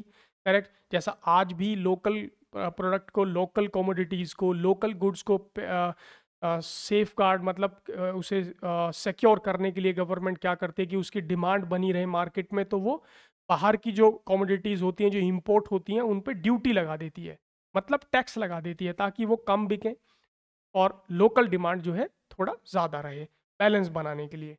तो आगे कहता है, further more this export surplus did not result in any flow of gold और सिल्वर इनटू इंडिया। जैसा मैंने बताया, rather this was used to make payments for the expenses incurred by an office set up by the colonial government in Britain, expenses on war again fought by the British government, and the import of invisible items, all which led to the drain of Indian wealth. तो यहाँ पर जैसा हम जानते हैं कि world war जो था उस समय पर था, चल रहा था, और ब्रिटेन की अच्छी उसमें भूमिका थी। तो यहाँ से हमारे होता क्या था कि इंडिया के जो सैनिक हैं वो भी यहाँ से लड़ने के लिए उनके लिए जाते थे, तो वो मर जाते थे, वहाँ पर शहीद हो जाते थे, तो उनको वहीं पर ही वो बरी कर देते, मतलब वहीं पे ही उनको जो है उनकी जो जो अंतिम जो उनकी जो ट्रेडिशन होता है, जो लास्ट राइट्स होते हैं इंसान के, वो वहीं पर ही पूरे कर दिए जाते थे। तो ये सब चीज़ें थी। और यहाँ से क्योंकि इंडिया जो है अपने आप में उनका एक काफ़ी रेवेन्यू का एक सेंट्रल पॉइंट बना हुआ था, जो कि इंडिया के इकॉनमी से वो काफ़ी धन जो है वो निकाल लेते थे। ठीक है। तो वो क्या होता था, जो वॉर में उनका पैसा लगता था, जैसे मशीनरी, जैसे वॉर में टैंक्स यूज़ होती हैं, गोला बारूद, और जो भी सैनिक अगर लड़ रहे हैं तो उनके लिए भी जो है सुविधाएं करनी होती थी। उनका यूनिफॉर्म है, उनकी ट्रेनिंग है, उनके हथियार हैं, वेपन्स हैं, तो ये सारी चीज़ें, उनका ट्रांसपोर्टेशन सिस्टम है, तो वो इंडिया जो है उसको, जो इंडिया से वो धन कमाते, ठीक है, तो उससे वो उसको कंपेंसेट करते। करेक्ट। जो अपने उसके जो वॉर के एक्सपेंडिचर्स थे। करेक्ट। तो ये चीज़ थी। नाउ इसमें एक बॉक्स 1.3 दिया हुआ है, जैसा हम यहाँ देख रहे हैं, इसको भी देख लेते हैं। स्विस कैनाल, जो कि हमने ऊपर अभी बताया कि जैसा स्विस कैनाल जो है एक आर्टिफिशियल जो है एक वाटर वे था, जैसा मैंने बताया, running from the north to south across the isthmus of Suez in northern eastern Egypt. So it connects Port Said on the Mediterranean Sea with the Gulf of Suez, an arm of the Red Sea. तो यहाँ पे जैसा हम देख पा रहे हैं, ये जो रूट है, यहाँ से ये ऐसे इस तरीके से एक शॉर्ट रूट से जो है इंग्लैंड जो है ले जाया जा, नहीं तो अदरवाइज इसको जो है यहाँ से ऐसे घुमा करके लेके जाएंगे तो बहुत बड़ा रूट हो जाएगा। तो इसकी वजह से जो है इनका एक शॉर्ट रूट बन गया, जिसकी वजह से इंटरनेशनल ट्रेड में इन्होंने मोनोपली बना ली इंग्लैंड ने, और उनका जो जो इंटरनेशनल ट्रेड था, करेक्ट, वो ज़्यादा उसका जो है मतलब वो जो है उन्होंने एक जो है अपना बड़े पैमाने पर मतलब इंटेंसिफाइड कर दिया उसको, बहुत बड़े पैमाने पर होने लगा, क्योंकि शॉर्ट रूट है तो उसमें ईंधन कम लगेगा, फ्यूल कम लगेगा, फ्यूल कम लगेगा तो बचत होगी, ठीक है, बचत किसकी होगी, इंग्लैंड की होगी, ठीक है। और जब रास्ता जब छोटा होगा तो यहाँ से इंपोर्ट करना भी आसान होगा, एक्सपोर्ट करना भी आसान होगा, दोनों चीज़ें आसान होगी, इसमें खर्च कम लगेगा, सामान कम, ईंधन कम लगेगा, और दूसरी तरफ मजदूरी कम लगेगी, करेक्ट। तो ये सारी चीज़ें थी। So provides a direct route. The canal provides a direct trade route for ships operating between European or the American ports and ports located in the South Asia, East Africa and Oceania by doing away the need to sail around the Africa. जैसा मैंने बताया, cell का मतलब होता है जहाज जो की आवाजाही। तो यहाँ से इतना लंबा इनको ले जाने की जरूरत नहीं थी, बस यहाँ से ये शॉर्ट रूट बना दिया, यहाँ से जाते यहीं से आते। तो ये चीज़ थी। Strategically and economically it is one of the most important waterways in the world. Its opening in the 1869 reduce the cost of the transportation and made access to the Indian market easier. जैसा मैंने बताया कि market में आवाजाही जो आसान हो गई, इंडिया में आना जाना, उनका एक छोटा रूट यहाँ से ये उन्होंने तैयार कर दिया, किसमें, 1869 में, जैसा आप देख पा रहे हैं। अब हम बात करेंगे, ये हमारा 1.5 कंप्लीट हुआ, अब हम बात करेंगे डेमोग्राफिक कंडीशन की, 1.6। Now 1.6 that is demographic condition. Demographic मतलब जो हमारी जो मृत्यु दर है या फिर जो हमारी जीवन दर है, करेक्ट, लाइफ एक्सपेक्टेंसी रेट और जनसंख्या वृद्धि किस प्रकार रही। तो उस समय पर कॉलोनियल पीरियड पर जो है पॉपुलेशन सेंसस जो है फर्स्ट टाइम लिया गया, जैसा हम देखते हैं यहाँ पर। So various details about the population of British India were first collected through a census in 1881। तो जैसा हम देख पा रहे हैं कि 1881 में जो है पहली बार पॉपुलेशन सेंसस जो कि हर 10 साल में जो है लिया जाता है, आज भी लिया जाता है, करेक्ट। तो उन 2021 में लिया जाना था, बट वो किसी कारण से जो है वो लिया नहीं गया, करेक्ट। सो नाउ 1881 में सबसे पहले पॉपुलेशन सेंसस, जनसंख्या जो है हमें हमारी ली गई कि एक्चुअल में पॉपुलेशन कितना है इंडिया का। तो होता क्या है, दो suffering from the certain limitations it revealed the unevenness in India's population growth, correct. तो यहाँ पे ये कहता है, जैसे मान लीजिए ये हमारे कुछ स्टेट्स हैं, तो उस समय पर जो स्टेट्स थे तो वहाँ पर क्या हुआ कि पॉपुलेशन में अनइवननेस जो है ग्रोथ में दिखाई दी, कि मान लीजिए कि यहाँ इस स्टेट में कुछ ज़्यादा डेंसली पॉपुलेटेड हैं लोग और दूसरे में जो है वो कम है, फिर यहाँ थोड़े और कम, यहाँ हो सकता है थोड़े ज़्यादा हो, यहाँ कुछ कम हो, यहाँ कुछ कम हो, यहाँ बहुत ही कम हो। तो इस तरीके से अनइवननेस जो है वो ग्रोथ रही पॉपुलेशन की। उसका कारण जो है वो अर्बनाइजेशन है या फिर बेहतर इकोनॉमिक अपॉर्चुनिटीज़, बेहतर एकोमोडेशन। तो ये सारी चीज़ें जो हैं उसका एक कारण हो सकती हैं, जो कि आज भी हमें देखने के लिए मिलता है कि सिटीज़ में जो है ज़्यादा डेंसली पॉपुलेटेड होती है, जो जनसंख्या है जो है ज़्यादा होती है। उसका कारण यह है कि एकोमोडेशन वहाँ ठीक होती है एंड बेसिक कम्युनिटीज़ थोड़ी ठीक होती हैं in comparison with the rural India.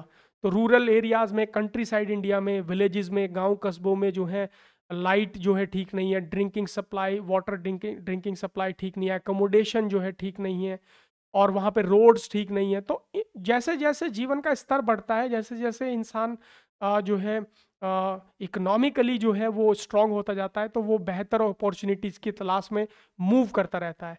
तो मूव करता रहता है तो यही जो है अनइवननेस का कारण बनता है। तो कहीं लोग ज़्यादा एकत्रित हो जाते हैं और कहीं पर जो है लोग कम होते हैं। जैसा आज भी हम देखते हैं कि नॉर्दर्न इंडिया के कुछ स्टेट्स हैं वो लगभग सिटीज़ के जो है नज़दीक जाकर रहना पसंद करते हैं, क्योंकि उन्हें प्रॉब्लम है वहाँ पर। तो ये होना ही है, इसमें किसी का दोष भी नहीं है। So subsequently, every 10 years, such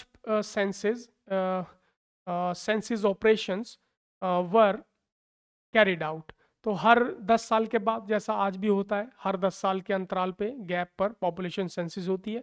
तो before 1921 was in the first stage, India was in the first stage of the demographic transition.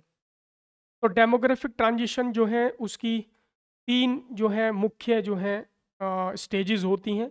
मैं बता देता हूँ थोड़ा सा इसमें कि फर्स्ट स्टेज में क्या होता है कि जो है हाई मोर्टेलिटी रेट होती है, high mortality rate and high इस हाई बर्थ रेट। तो दोनों ही चीज़ें जो हैं वो ज़्यादा होती हैं, करेक्ट। मतलब मोर्टेलिटी रेट का मतलब है डेथ रेट। तो उस समय पर जो है इन्फेंट मोर्टेलिटी रेट मतलब शिशु जो उनकी जो डेथ रेट है वो ज़्यादा होती थी, और हाई बर्थ रेट होती थी, जो कि हम आज भी देख सकते हैं। बट उस समय पर बहुत ज़्यादा पैथेटिक कंडीशन थी, आज इतनी नहीं है। क्यों होता है? क्योंकि अर्बनाइजेशन नहीं होता, मेडिकल फैसिलिटीज़ जो है वो प्रॉपर नहीं होती। उसकी वजह से जो है क्या होता है कि मोर्टेलिटी रेट, बच्चे जितने जन्म लेते हैं उनमें से चांसेस कम रहते हैं कि कितने जीवित रहेंगे। तो उसकी वजह से हाई बर्थ रेट होते हैं, क्योंकि लोगों को डर रहता है इस चीज़ का। तो इसकी वजह से जो है पॉपुलेशन जो है वो स्टैटिक रहती है। स्टैटिक मतलब स्थिर हो जाती है, जितने पैदा हो रहे हैं उतने मर रहे हैं, ठीक है। तो इसकी वजह से जो है पॉपुलेशन स्टैटिक हो जाती है, ठहराव आ जाता है उसके अंदर। तो ये इंडिया जो है 1881 से लेकर के, और आप इसको वैसे वैसे ये 1891 है, बट यहाँ हम 1881 से इसको मान लेते हैं। और 1921 तक जो है हमारा फर्स्ट जो है ये डेमोग्राफिक ट्रांजिशन में रहा इंडिया। फिर उसके बाद जो है आगे देखते हैं। Now the second stage of the transition began after the 1921। जैसा मैंने बताया आपको कि उसके बाद 1921 के बाद जो है भारत 1921 के बाद सेकेंड फेज में पहुंचता है डेमोग्राफिक ट्रांजिशन के। तो सेकेंड फेज जो है हमारा वो हमें क्या बताता है? That is population explosion, low death rate. तो यहाँ पर क्या होता है? लो डेथ रेट होता है। तो ये जो है कब स्टार्ट हुआ ये होना? ये हमारा स्टार्ट हुआ होना 1921 के बाद। तो 1921 के बाद इंडिया एंटर कर गया second stage of demographic transition. Now however, neither the total population of India nor the rate of population growth at this stage was very high. तो population growth जो थी, population of India nor the rate of population growth at this stage was very high. Total population, और उसका जो है कारण यही था कि इंडिया में जो है मतलब उसके जो है दो कारण रहे हैं। सॉरी, पहला जो कारण उसमें रहा कि बर्थ रेट हाई रहा, साथ में जो है डेथ रेट भी हाई रहा। तो हालांकि सेकंड फेज में ये कुछ घटा होगा, बट इंडिया के कॉन्टेक्स्ट में जो है इन्फेंट मोर्टेलिटी रेट जो है आज भी है, और उस समय पर भी काफ़ी रहा होगा। तो इंडिया की जो पॉपुलेशन थी, जो ओवरऑल जो ग्रोथ ऑफ पॉपुलेशन थी, वो कहीं ना कहीं ठहराव की स्थिति में थी। बट दूसरी स्टेज में, जैसा मैंने बताया कि दूसरी स्टेज में जो है 1921 में इंडिया एंटर करता है, बट वहाँ पर भी इंडिया की जो पॉपुलेशन की ग्रोथ है वो ज़्यादा जो है एक्सप्लोर नहीं कर पाई 1921 के बाद भी, करेक्ट। जबकि ये जो है इंडिया इस टाइम थर्ड स्टेज में है, तो हमारा पॉपुलेशन आप देख सकते हैं किस तरीके का है। बट 1921 के बाद भी पॉपुलेशन जो है इतना ज़्यादा तेज़ी से ग्रोथ नहीं हुआ कि बिल्कुल एक्सेलरेट हो जाए और वो जो है एक्सप्लोड हो जाए उस तरीके का। नाउ आगे चलते हैं। The various social development indicators were also not quite encouraging. The overall literacy level was less than 16%। तो जैसा ये बता रहा है कि जो लिटरेसी रेट है, मतलब कि शिक्षा का जो जो दर बताता है। लिटरेसी रेट क्या बताता है हमें? कि लोग जो हैं सोसाइटी में या पॉपुलेशन में कितने हमारा एजुकेशन लोग ले रहे हैं। वो चाहे प्राइमरी एजुकेशन हो या हायर एजुकेशन हो, तो उसके बारे में बात करता है। वो उसके अंदर क्लासिफिकेशन होता है कि वो जो लोग जो हैं प्राइमरी एजुकेशन ले रहे हैं या सेकेंडरी एजुकेशन ले रहे हैं या हायर एजुकेशन में जा रहे हैं, रिसर्चेज में जा रहे हैं, मास्टर्स कर रहे हैं, एमफिल पीएचडी कर रहे हैं, वो एक अलग टॉपिक है, करेक्ट। सो ये 16% था उस समय पर। Out of this the female literacy level was at A negligible low of about 7%, और 16% टोटल था, उसमें से सिर्फ 7% जो है वुमेन का लिटरेसी रेट था उस समय पर। वो भी जहाँ पर जो था सिटीज़ में जो है वो देखने को मिलता था, और जो रूरल एरियाज थे वहाँ पर वो लगभग ना के बराबर ही रहा होगा। So public health facilities were either unavailable to large chunks of the population. Public जो मतलब जो पब्लिक हेल्थ फैसिलिटीज़, जैसा मैंने बताया कि रूरल एरियाज़ में आज भी जो पब्लिक हेल्थ इंस्टीट्यूशंस हैं या जिन्हें हम क्लिनिक्स या हॉस्पिटल्स कहते हैं गवर्नमेंट के, वो आज भी वहाँ पर अभाव है, उस तरीके का सिस्टम नहीं है. तो व्हेन अवेलेबल वर हाईली इनएजुकेट, से मतलब पर्याप्त तरीके से नहीं था उस समय पर. So consequently water and airborne diseases were rampant and took a huge toll on life.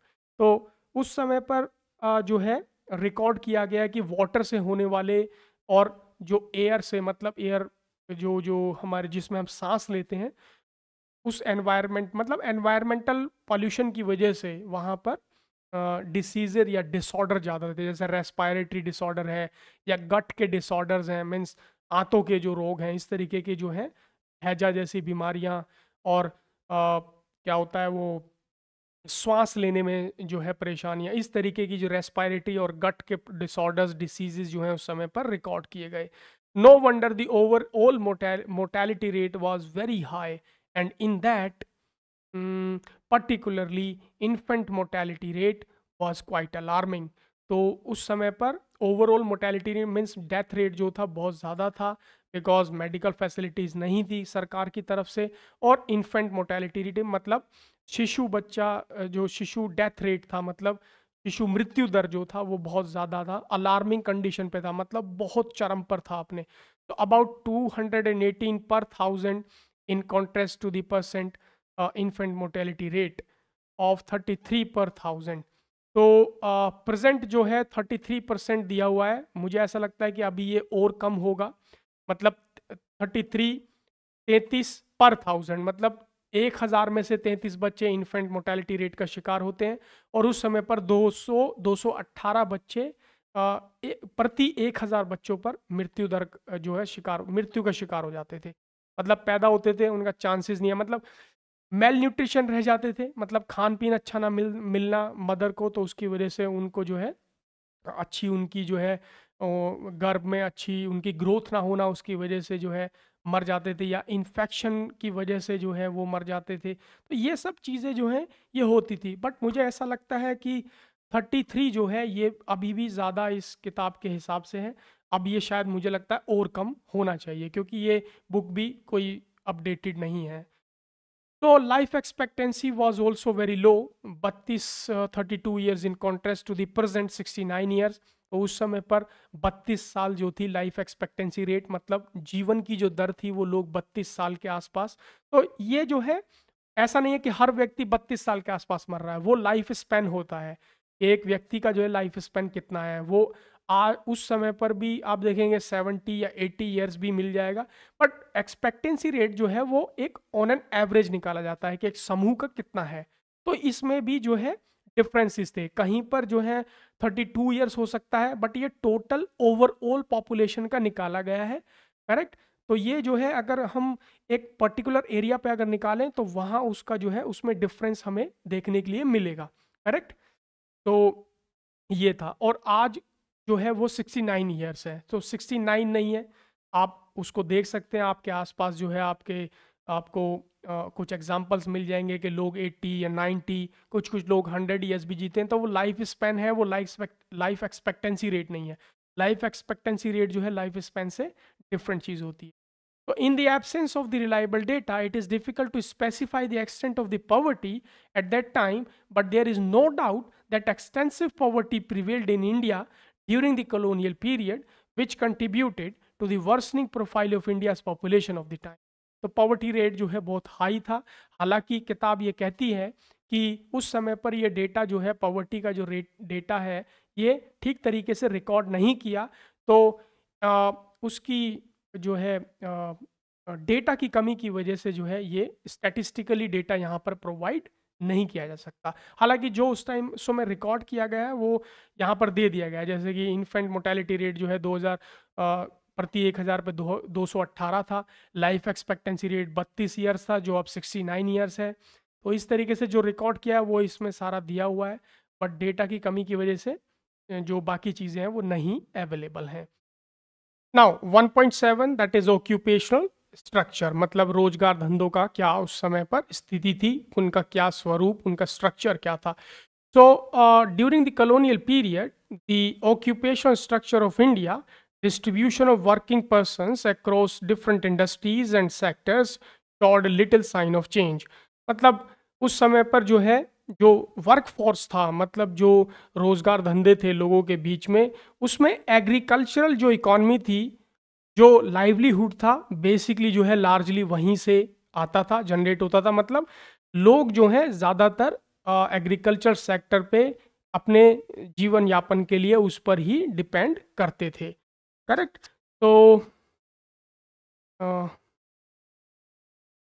yes, the largest share of workforce, which usually remained at high of 70-75%, while the manufacturing and the services sectors accounted for only 10 and 15 to 20% respectively. तो agriculture पे 70 to 75, correct. And दूसरा क्या है, 10% जो है manufacturing पर, 70 to 75% जो थी हमारी वर्कफोर्स क्या थी, एग्रीकल्चर सेक्टर में लिप्त थी। और दूसरा क्या था, 10% जो है मैन्युफैक्चरिंग पर, और फिर बचा हमारा 15 to 20%। ये किस पर डिपेंड कर रहा था, ये कर रहा था सर्विस सेक्टर पर। करेक्ट। तो ये जो थी तीन जगह पर हमारा जो है वर्कफोर्स जो है बटा हुआ था। करेक्ट। नाउ आगे चलते हैं। Another striking aspect was the growing regional variation. मतलब रीजनल वेरिएशन का मतलब है कि इसमें भी रीजनली जो है अलग अलग स्टेट्स में जो है अलग अलग वर्कफोर्स का जो था नेचर था। लोग कहीं पे ज़्यादा एग्रीकल्चर पर डिपेंड करते थे लाइवलीहुड के लिए, कहीं पर सर्विस सेक्टर पे ज़्यादा डिपेंड करते हैं, तो कहीं पर मैन्युफैक्चरिंग सेक्टर पर ज़्यादा डिपेंड करते थे। तो parts of the then Madras presidency, उस समय का जो मद्रास था, comprising areas of the present day states of Tamil Nadu, उस समय पर उसमें तमिलनाडु आता था, आंध्र प्रदेश आता था, केरला आता था, कर्नाटका आता था, Bombay and Bengal witness a decline in the dependence of the workforce on the agricultural sector with a commensurate increase in the manufacturing and the services sector. तो यहाँ पर बताया गया है कि जो मद्रास प्रेसिडेंसी थी उस समय पर उसमें क्या था, तमिलनाडु, आंध्र प्रदेश, केरला, कर्नाटका। करेक्ट। तो ये जो स्टेट्स थे और जो बॉम्बे थे उसके अलावा और जो बंगाल था, उस समय पर वहाँ पर जो डिपेंडेंसी थी वर्कफोर्स की,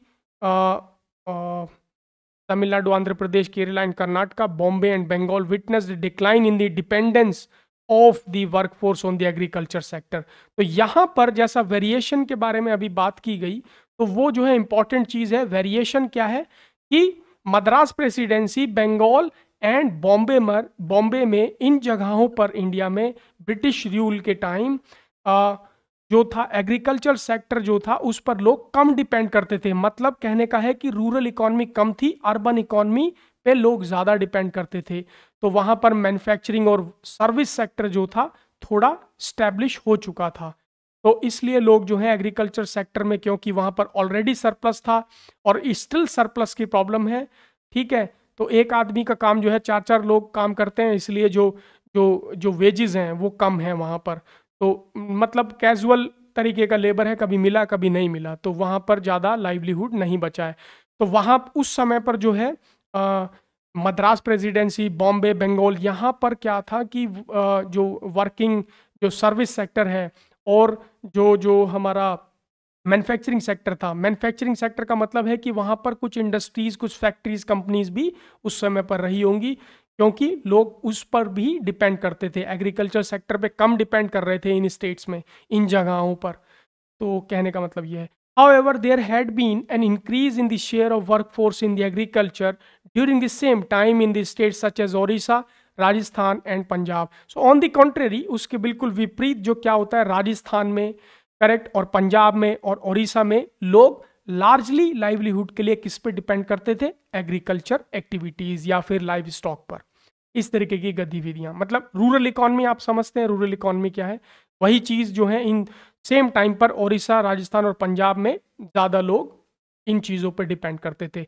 बट उसके विपरीत जो है बॉम्बे, बंगाल और मद्रास जो प्रेसिडेंसी थी उस समय पर वहाँ पर लोग ज़्यादातर सर्विस सेक्टर और मैन्युफैक्चरिंग इंडस्ट्रीज पर, फैक्ट्रीज पर डिपेंड ज़्यादा करते थे। तो मतलब एग्रीकल्चर जो लेबर थी वो शिफ्ट वहाँ पर हो गई थी इंडस्ट्रियल लेबर के रूप में। तो लोग ज़्यादातर जो है कंपनियों में काम करना पसंद करते कंपैरिजन टू खेतों में काम करना। तो ये इस तरीके का वहाँ पे नेचर था। तो ये हमारा हो गया 1.7 एंड दैट इज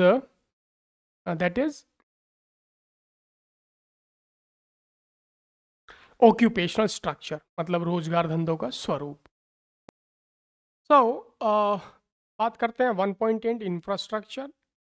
इंफ्रास्ट्रक्चर मतलब संसाधन जो हैं वो किस तरीके से अस्तित्व में थे, किस तरीके से उनका विस्तार हो रहा था, कैसे काम कर रहे थे। जो संसाधन से मतलब है सेंस रेलवेज है, हाईवेज हैं, ये हमारे क्या है इंफ्रास्ट्रक्चर हैं। और ट्रांसपोर्टेशन था किस तरीके का था, पोस्टल सर्विसेज जो है थी, एंड टेलीग्राफ जो है वो उसमें से एक था। तो इस तरीके से इनका किस तरीके से क्या स्ट्रक्चर था उसको जो है देखते हैं।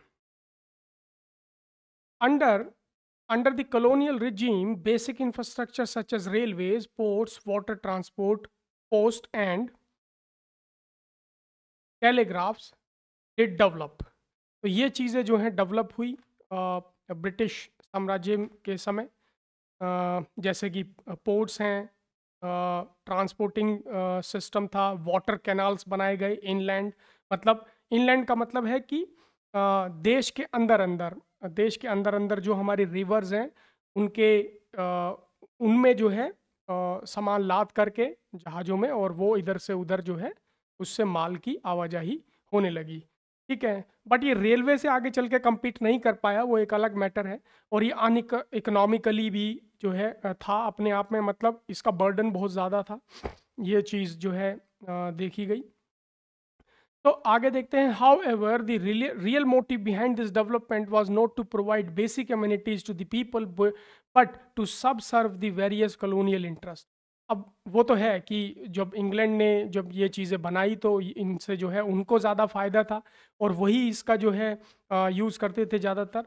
तो पब्लिक जो था वेलफेयर में उनको इस चीज़ से कोई मतलब लेना देना नहीं था कि पब्लिक वेलफेयर कितना हो रहा है क्या नहीं हो रहा है, तो उस चीज़ से नहीं था। बट उनको जो है अपना मिलिट्री जो है, आर्मी के जो जवान थे इधर से उधर यूज़ करते थे आने जाने के लिए, रेलवेज़ को एंड हाईवेज़ को, और जो इनलैंड कैनाल्स बनाए थे रिवर के थ्रू इधर से उधर जो है वो जाना वाटरवेज से, ठीक है, पानी के रास्ते से माल की आवाजाही को इधर उधर करना। तो वो सब उनके अपने बिजनेस के विस्तार के लिए, और बिजनेस का विस्तार जो था ओवरऑल जो एडवांटेज है उसकी वो इंग्लैंड को मिलती। करेक्ट। तो भारत जो है उसको इस स्थिति में जो है कुछ नहीं मिलता, बट उसको प्रॉब्लम ये थी होती फाइनली कि उसके रॉ मटेरियल्स भी उसके हाथ से जा रहे थे। Correct. Roads constructed in India prior to the advent of the British rule were not fit for the modern transport. तो ब्रिटिश काल में देखे गए कि जो ब्रिटेन से पहले, ब्रिटिश साम्राज्य से पहले इंडिया में जो रोड्स वगैरह हाईवेज थे वो मॉडर्न ट्रांसपोर्टेशन मतलब हैवी लोड के लिए, ज़्यादा बजनी गाड़ियाँ चलाने के लिए वो जो है सूटेबल नहीं थे। The roads that were built primarily serve the purpose of the mobilizing the army within India and drawing out raw materials from the countryside to the nearest railway station or the port to send these to far away England or other lucrative foreign destinations। तो उन्होंने मतलब जो भी चीज़ें बनाई highway से लेकर के रेलवेज कैनाल्स, अब रिवर के थ्रू मतलब नदियों के थ्रू वाटरवेज से इधर से उधर माल जाना, ये अपने बेनिफिट्स के लिए ज़्यादा थे। करेक्ट। उनके अपने हितों के लिए ही ये सारी चीज़ें थी। So there always remained an acute shortage of all weather roads to reach out to the rural areas during the rainy season। तो जो रेनी सीजन था या नेचुरल जो क्लैमिटीज़ थी, जो वेदर प्रॉब्लम्स थी या फिर सूखा पड़ जाना, तो इन स्थितियों का, हालांकि नेचुरल क्लैमिटीज़ से जो है कभी भी उन्हें रोका नहीं जा सकता। चाहे आज भी किसी भी कंट्री में देख लो, जो एडवांस कंट्रीज़ हैं, अमेरिका है, कनाडा है, ऑस्ट्रेलिया है, या कोई भी यूरोपियन नेशन है, आज भी नेचुरल जो डिज़ास्टर्स हैं, क्लैमिटीज़ हैं, उन्हें रोका नहीं जा सकता। बट एडमिनिस्ट्रेशन और जो प्रबंधन कार्यकारी है, जो जो गवर्नमेंट होती है उस नेशन की, वो इस तरीके के इंतज़ाम करती है ताकि उस चीज़ को कंट्रोल किया जा सके अच्छे अच्छे खासे बड़े पैमाने पर, तो लोगों को, जन सामान्य वर्ग को ज़्यादा समस्या न हो पाए। तो उस समय पर ये सिस्टम इतना स्ट्रांग नहीं था, ठीक है, तो लोगों को परेशानी होती थी। तो अर्बन एरियाज़ में ही जो है ज़्यादातर बेसिक एमिनिटीज़ का और जो इंफ्रास्ट्रक्चर का फ़ायदा था वो अर्बन पॉपुलेशन लेती, रूरल पॉपुलेशन उसको न के बराबर ये सब मिलता। तो naturally therefore people mostly living in these areas suffer grievously during natural calamities and famines. तो नेचुरल क्लैमिटीज़, सूखा पड़ जाना, भुखमरी हो जाना और इस तरीके के हालातों में उनका कोई भी प्रबंधन नहीं होता जिससे कि इन चीज़ों को कंट्रोल किया जा सकते, या फिर पब्लिक डिस्ट्रीब्यूशन सिस्टम जो था वो बिल्कुल एब्सेंट था। पब्लिक डिस्ट्रीब्यूशन सिस्टम के थ्रू ही पब्लिक वेलफेयर किया जा सकता है, करेक्ट। तो वो चीज़ें नहीं थी, जैसे आज पब्लिक डिस्ट्रीब्यूशन सिस्टम जो होता है हमारा, जहाँ राशन की दुकान होती है, तो वो क्या पब्लिक डिस्ट्रीब्यूशन सिस्टम है, वो वेलफेयर होता है पब्लिक का। तो आज भी भले ही उसमें जो क्वालिटी होती है अनाज की वो भले ही कम हो, मगर एक पब्लिक डिस्ट्रीब्यूशन सिस्टम है कि कोई भी लोग जो हैं भूखा ना मरे। तो वो गवर्नमेंट का एक प्रबंध होता है कि सारी चीज़ें हैं अपनी जगह पर, बट गवर्नमेंट जो है वो वहाँ पर है कि भाई वो जो है ये फूड जो है प्रोवाइड करेगी। तो ये होता है पब्लिक डिस्ट्रीब्यूशन सिस्टम। नाउ आगे चलते हैं। तो the British introduced the railways in India in 1850, 1850 में रेलवे आया, करेक्ट। और ये जो था 1850 रेलवे आया जो कि उनके अपने बेनिफिट्स के लिए, माल की आवाजाही करने के लिए उन्होंने उसको इस्तेमाल किया। और इसी तरीके से जो टेलीग्राफ सिस्टम था वो जो है आर्मी का जो सिस्टम था, मतलब जो पुलिसिंग सिस्टम था उसको जो है मतलब जो उनका जुडिशियल सिस्टम हम कह सकते हैं, उसको जो है प्रॉपर तरीके से मतलब एक्टिव रखने के लिए टेलीग्राफ पर मैसेज इधर से उधर जाते तो पुलिस हरकत में आ जाती, ठीक है। आर्मी, हालांकि उस टाइम आर्मी हुआ करती थी, पुलिस सिस्टम नहीं था जब तक अस्तित्व में, पुलिस बाद में आया police act. And it is considered as one of their most important contributions. तो रेलवे का जो सिस्टम है 1850 में जो आया वो सबसे बड़ा योगदान ब्रिटेन का माना जाता है, but there are some debates still going on this contribution. ये कंट्रीब्यूशन था या फिर ये जो था एक डिफ़िकल्टी थी, डिटीरियोरेशन था, क्या था ये। तो इस पर अभी भी डिबेट्स चलती हैं, जो स्कॉलर्स हैं, जो प्रोफेसर्स हैं, जो ज्ञानी लोग हैं, इस पर अभी भी डिबेट चलती हैं। तो the railways affected the structure of the Indian economy in two important ways. Railway ने भी जो है आगे चल के जो है रूरल इकोनॉमी को जो है डिस्ट्रॉय करने का काम किया। On the one hand it enabled people to undertake long distance travel and thereby break geographical and cultural barriers, while on the other hand it fostered commercialization of Indian agriculture which adversely affected the self sufficiency of the village economies in India। तो होता क्या, जैसे कि ये railway के tracks हैं, तो railway के जो ट्रैक्स हैं, अब यहाँ इसके जो आसपास के जो ये स्टेट्स हैं या गांव समझ लीजिए, तो ये जो है आपस में इनकी एक सिस्टम हुआ करता था, एक दूसरे से इनका रिलेशनशिप था, मतलब व्यापारिक संबंध थे। तो वो ना करके इन्होंने रेल पकड़ी और दूसरी जगह पे चले गए, तो जो रूरल इकोनॉमी थी वो कोलैप्स होती चली गई। तो अब यही जो प्रॉब्लम है, यही बात है कि ये जो है एक एडवांटेज था या एक डिसएडवांटेज था, ये अभी डिबेट्स का हिस्सा है, करेक्ट। तो बाकी ये किताब हमें बताती है, तो इसलिए हमें पढ़ना ही पढ़ना है। तो ये था, ये जो है एक नेटवर्क बना रेलवे का, और जिसकी वजह से रूरल इकॉनमी जो है वो उस समय पर, हो सकता है कि आज के कॉन्टेक्स्ट में पॉजिटिव हो, बट हो सकता है उस टाइम पर इसने रूरल इकॉनमी को जो है ख़राब किया हो, जिससे जो है रूरल इकॉनमी सफ़र की होगी, करेक्ट। सो आगे चलते हैं। The volume, now the volume of India's exports undoubtedly expanded, but its benefits rarely accrued to the Indian people.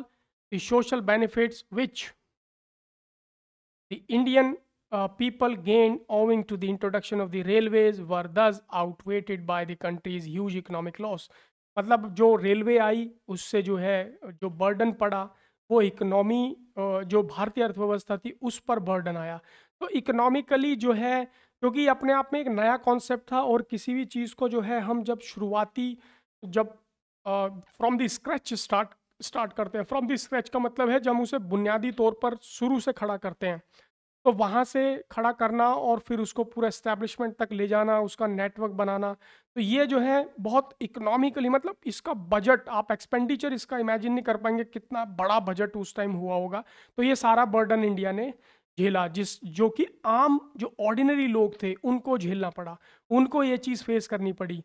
तो इसका मतलब ये इसको हम इस तरीके से समझ सकते हैं कि जैसे आज हम देखते हैं कि जो बड़े बड़े जो इंफ्रास्ट्रक्चर हैं वो रूरल लोगों से काफ़ी दूर हैं, तो एक डिवाइड हमें देखने के लिए मिलता है। तो जो अर्बन इंफ्रास्ट्रक्चर है वो रूरल जो है वो लोग एक्सेसिबल नहीं है उसके, उनको उतना फ़ायदा नहीं होता। But on the at the same time वो लोग नेगेटिव एक्सटर्नलिटीज़ को फेस करते हैं। अगर टैक्सेस बढ़ेंगे इनडायरेक्ट तो उन्हें भी फेस करना पड़ेगा अगर वो कुछ खरीदेंगे। बट पैसा जो है, जो बजट है, वो एक्सपेंडिचर कहाँ हो रहा है? अर्बन इंफ्रास्ट्रक्चर पे। तो इसी तरीके की जो प्रॉब्लम है इसको आप टेक्निकली ऐसे समझ सकते हैं, करेक्ट। तो योगदान सबका है बट फायदा किसका हो रहा है? अर्बन लोगों का हो रहा है। जो लोग, कुछ लोगों जो है छुटपुट कंसंट्रेटेड हो गए हैं वहाँ पर, उन लोगों को फायदा हुआ इसका। बट रूरल इकॉनमी जो है कोलैप्स हो गई, रूरल सिस्टम जो था, अर्बन रूरल सिस्टम जो है कोलैप्स हो गया, इकॉनमी खराब हो गई। तो इस तरीके की जो घटनाएं हुई वो ये सारी चीज़ें आई, और ऊपर से उनके ऊपर बर्डन, बर्डन किस चीज़ का? कि नई नई चीज़ें इंट्रोड्यूस हो रही हैं तो उसका खर्चा भी वहाँ की जनता उठाएगी, ये प्रॉब्लम। तो होप आपको समझ आया होगा। Along with the development of the roads and railways, the colonial dispensation also took measures for the developing the inland trade and sea lanes। जैसा मैंने अभी आपको बताया कि कैनाल का एक रास्ता मतलब बनाया गया, जैसे ओडिशा कोस्ट कैनल था, कोस्ट कैनाल ओडिशा में। तो ये सारी चीज़ें जो थी रिवर के थ्रू जो है माल को इधर से उधर पहुंचाना, तो ये जो था compete कर रहा था किसके साथ? रेलवे ट्रैक्स के साथ। बट रेलवे के साथ ये compete नहीं कर पाया क्योंकि इसका जो था एक बजट भी जो है बहुत, एक जो है वैसा बजट था, तो ये चीज़ें जो हैं उसके साथ compete नहीं कर पाई, करेक्ट। तो इन चीज़ों का जो है मतलब रेलवे को ये compete नहीं कर पाई, और फाइनली जो है इनका जो जो जो बर्डन था, तो ये बर्डन किस पे पड़ा? देखते हैं आगे। However these measures were far from the satisfactory मतलब आश्वस्त करने वाली चीज़ें, मतलब ये नहीं थी, करेक्ट। द इनलैंड वाटरवेज का मतलब मैंने आपको बताया कि देश के अंदर अंदर जो वाटरवेज जो होते हैं उनके थ्रू माल का इधर से उधर जाना, ये सारा system. So at the times also proved uneconomical, as in the case of the coast canal on the Orissa coast, though the canal was built at a huge cost to the government exchequer।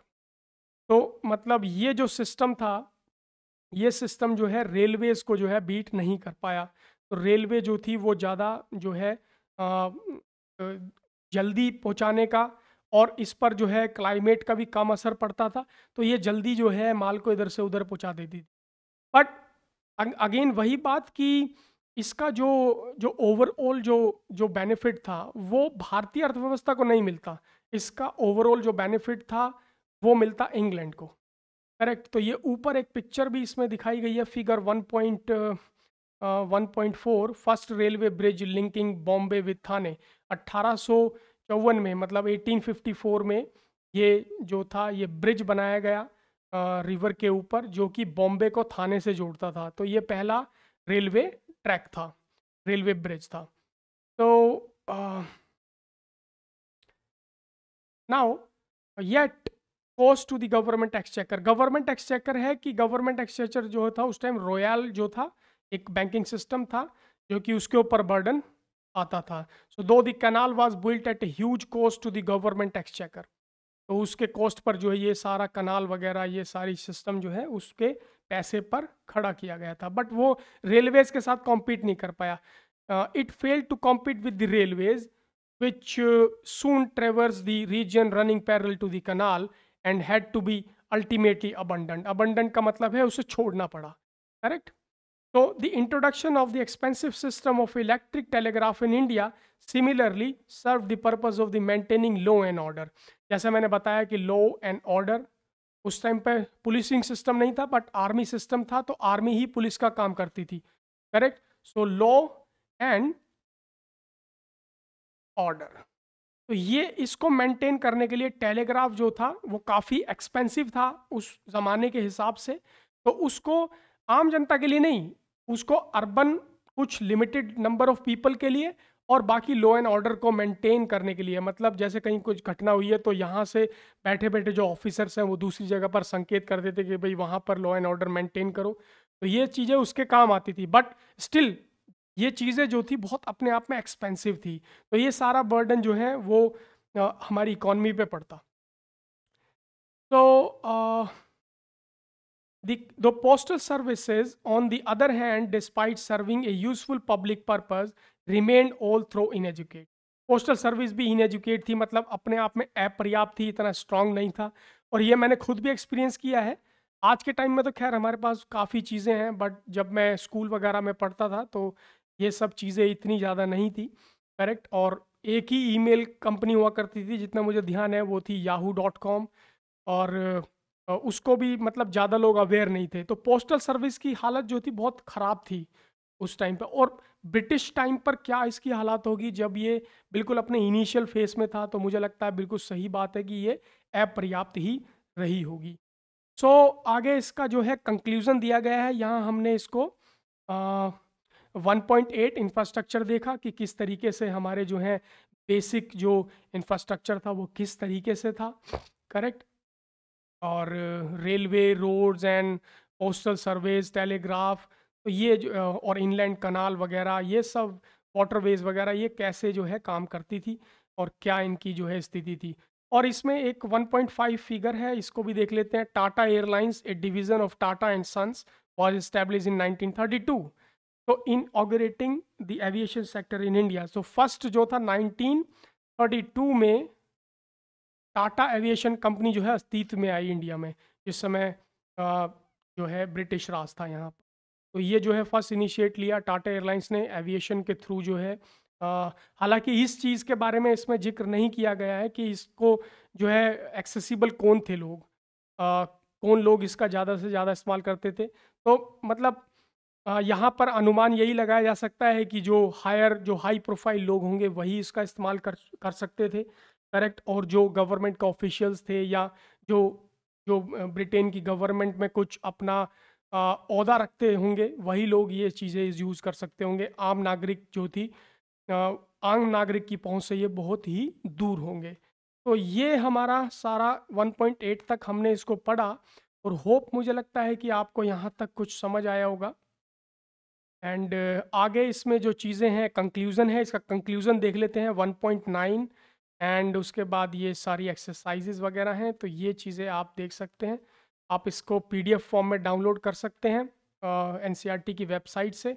और इसको अगर आप exercise वगैरह ये देखना चाहते हैं और जो रेफरेंसेस हैं वो देखना चाहते हैं, तो वो भी आप ये सारी चीज़ें देख सकते हैं। ये इसका रेफरेंसेस हैं जैसा कि आप यहाँ देख रहे हैं।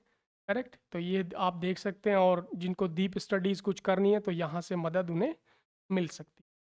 करेक्ट। सो इसका कंक्लूजन हम देख लेते हैं एक बार। 1.9, by the time India won its independence, the impact of the 2-century long British colonial rule was already showing on all aspects of Indian economy। अब 1947 तक आते आते जो भी होना था, मतलब कहने का, वो हो चुका था। अब चाहे वो एडवर्स इफेक्ट हो या फिर वो पॉजिटिव इफेक्ट हो, तो जो भी होना था ओवरऑल इकॉनमी पे उनके जो जो उन्होंने करना था वो कर चुके थे। तो 47 तक हमें जो है आज़ादी मिलना तय हो गया था। करेक्ट। और the agriculture sector was already saddled with surplus labour and extremely low productivity. तो जो एग्रीकल्चर सेक्टर है, स्टिल हमें रिक्वायरमेंट है कि वो ऑर्गेनाइज हो जाए।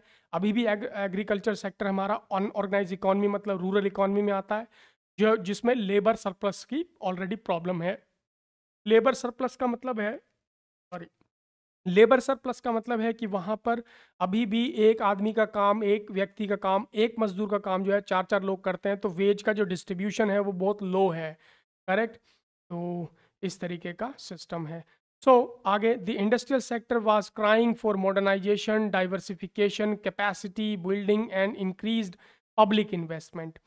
तो जो जो मॉडर्नाइजेशन, मतलब जो जो इंडस्ट्रियल सेक्टर है, जो आज भी हमारा जो इंडस्ट्रियल सेक्टर है या कहीं उससे जुड़े हुए रोजगार धंधे हैं, उसमें डाइवर्सिटी का प्रॉब्लम है। डाइवर्सिटी क्या है? भिन्नता की उसमें कमी है। मतलब एक जो है रूरल और अर्बन डिवाइड है, जिसकी वजह से अनइवननेस जो हमने इसमें डिस्कस किया कि वेरिएशन बहुत ज़्यादा है डेवलपमेंट के अंदर। कहीं पे लोग जो हैं इतने ज़्यादा हाईली एजुकेटेड हैं इंडिया में कि वो दो दो पीएचडी कर रहे हैं, मतलब उन्हें अगर उनको रूरल इकॉनमी या रूरल किसी इंसान से, व्यक्ति से मिलाया जाए तो उनमें ज़मीन आसमान का अंतर है। ठीक है, वो मतलब उस उसका जो कम्युनिकेशन है वही वहाँ पर आपस में नहीं बन पाएगा कि वो क्या कह रहा है और वो क्या कह रहा है। ठीक है, तो उनको जो है इस तरीके का भारत में जो है वेरिएशन बहुत ज़्यादा है, तो इस चीज़ को जो है डाइवर्सिफाई करने की हमें ज़रूरत है। एजुकेशन के थ्रू हम इसको कम कर सकते हैं कि जो डिवाइड है उसको किस तरीके से ब्रिज किया जा सके उस गैप को, कि जैसे रूरल एरियाज में जो है आज भी स्कूल जो सिस्टम है, एजुकेशन जो प्राइमरी एजुकेशन सिस्टम है वो बहुत ज़्यादा ख़राब है, उसकी स्थिति कोई ज़्यादा अच्छी नहीं है। तो उसको हम एजुकेशन गैप को अगर हम ब्रिज कर सकें तो ये डाइवर्सिफिकेशन हम उसमें ला सकते हैं। करेक्ट। और जो इंडस्ट्रियल सेक्टर है उसमें डाइवर्सिटी लाई जा सकती है। करेक्ट। इससे हम स्किल ट्रेनिंग दे करके इस चीज़ को लाया जा सकता है। तो वो जगह थी ब्रिटिश काल में कि वो चीज़ें बहुत ज़्यादा उस टाइम पर लैक कर रही थी। Industrial sector, rural economy, agricultural sector, surplus की प्रॉब्लम, इंफ्रास्ट्रक्चर की प्रॉब्लम। करेक्ट। तो ये जो हैं, हालांकि इनके कुछ पॉजिटिव एस्पेक्ट भी उस समय कुछ रहे होंगे, बट यहाँ पर कोई स्टैटिस्टिकल डेटा उस बारे में नहीं दिया गया है। So foreign trade was oriented to feed the industrial revolution in Britain. तो ब्रिटेन ने अपने हितों के लिए इंडस्ट्रियल रेवोल्यूशन जो उनके यहाँ चला उसको बूस्ट करने के लिए भारत की इकॉनमी का इस्तेमाल किया गया। Infrastructure facilities including the famed railway network needed upgradation. उस समय पर जो रेलवे नेटवर्क था उसको अब अपग्रेड नहीं किया, बस वहीं तक उन्होंने उसको पहुंचाया। रेलवे नेटवर्क को जो पटरियां बिछाई वो उन्होंने वहीं तक बिछाई जहां तक उनको अपना फ़ायदा देखना था। बाकी किसी को एक्सेसिबल है तो उन्हें कोई लेना देना नहीं है, नहीं एक्सेसिबल है तो भी उन्हें कोई लेना देना नहीं था। Expansion and public orientation, prevalence of rampant poverty and unemployment required welfare orientation of public economic policy. In a nutshell, the social and economic challenges before the country were enormous. तो मतलब भारत के सामने जो थी पॉवर्टी और displacement, dislocation, ये जो थी इकोनॉमिक पॉलिसीज़ की जो है कमी थी इन चीज़ों की। पॉवर्टी बहुत ज़्यादा हाई थी और पब्लिक डिस्ट्रीब्यूशन सिस्टम नहीं था जिससे कि पब्लिक का, सामान्य वर्ग के लोगों का जो है कुछ भला हो सके। तो ये सारी प्रॉब्लम थी कि इंग्लैंड ने यहाँ राज किया, बट ओवरऑल जो कंडीशन थी वो आम लोगों के हितों में बिल्कुल भी नहीं थी। करेक्ट। कोई भी ऐसा कोई सिस्टम नहीं था जिससे किसी का कुछ वेलफेयर हो सके। उन्होंने अगर किसी को एम्प्लॉयमेंट दिया तो वो अपने अधिकारों को देखते हुए दिया, सॉरी अपने हितों को देखते हुए दिया कि हमें इससे कितना बेनिफिट होगा। तो प्योरली उनका वेलफेयर में कोई बिलीव नहीं रहा होगा, ये बात ठीक है। उसकी वजह से जो है अनएम्प्लॉयमेंट रेट बहुत हाई हुआ और जो भी एम्प्लॉयमेंट जनरेट हुआ तो वो जो है वो अर्बन क्षेत्र में हुआ। रूरल इकॉनमी ऑलमोस्ट कोलैप्स हो चुकी थी। तो ये सिस्टम था, जो लोकल डिमांड थी वो ख़त्म हो गई। तो होप यहाँ तक आपको समझ आया होगा।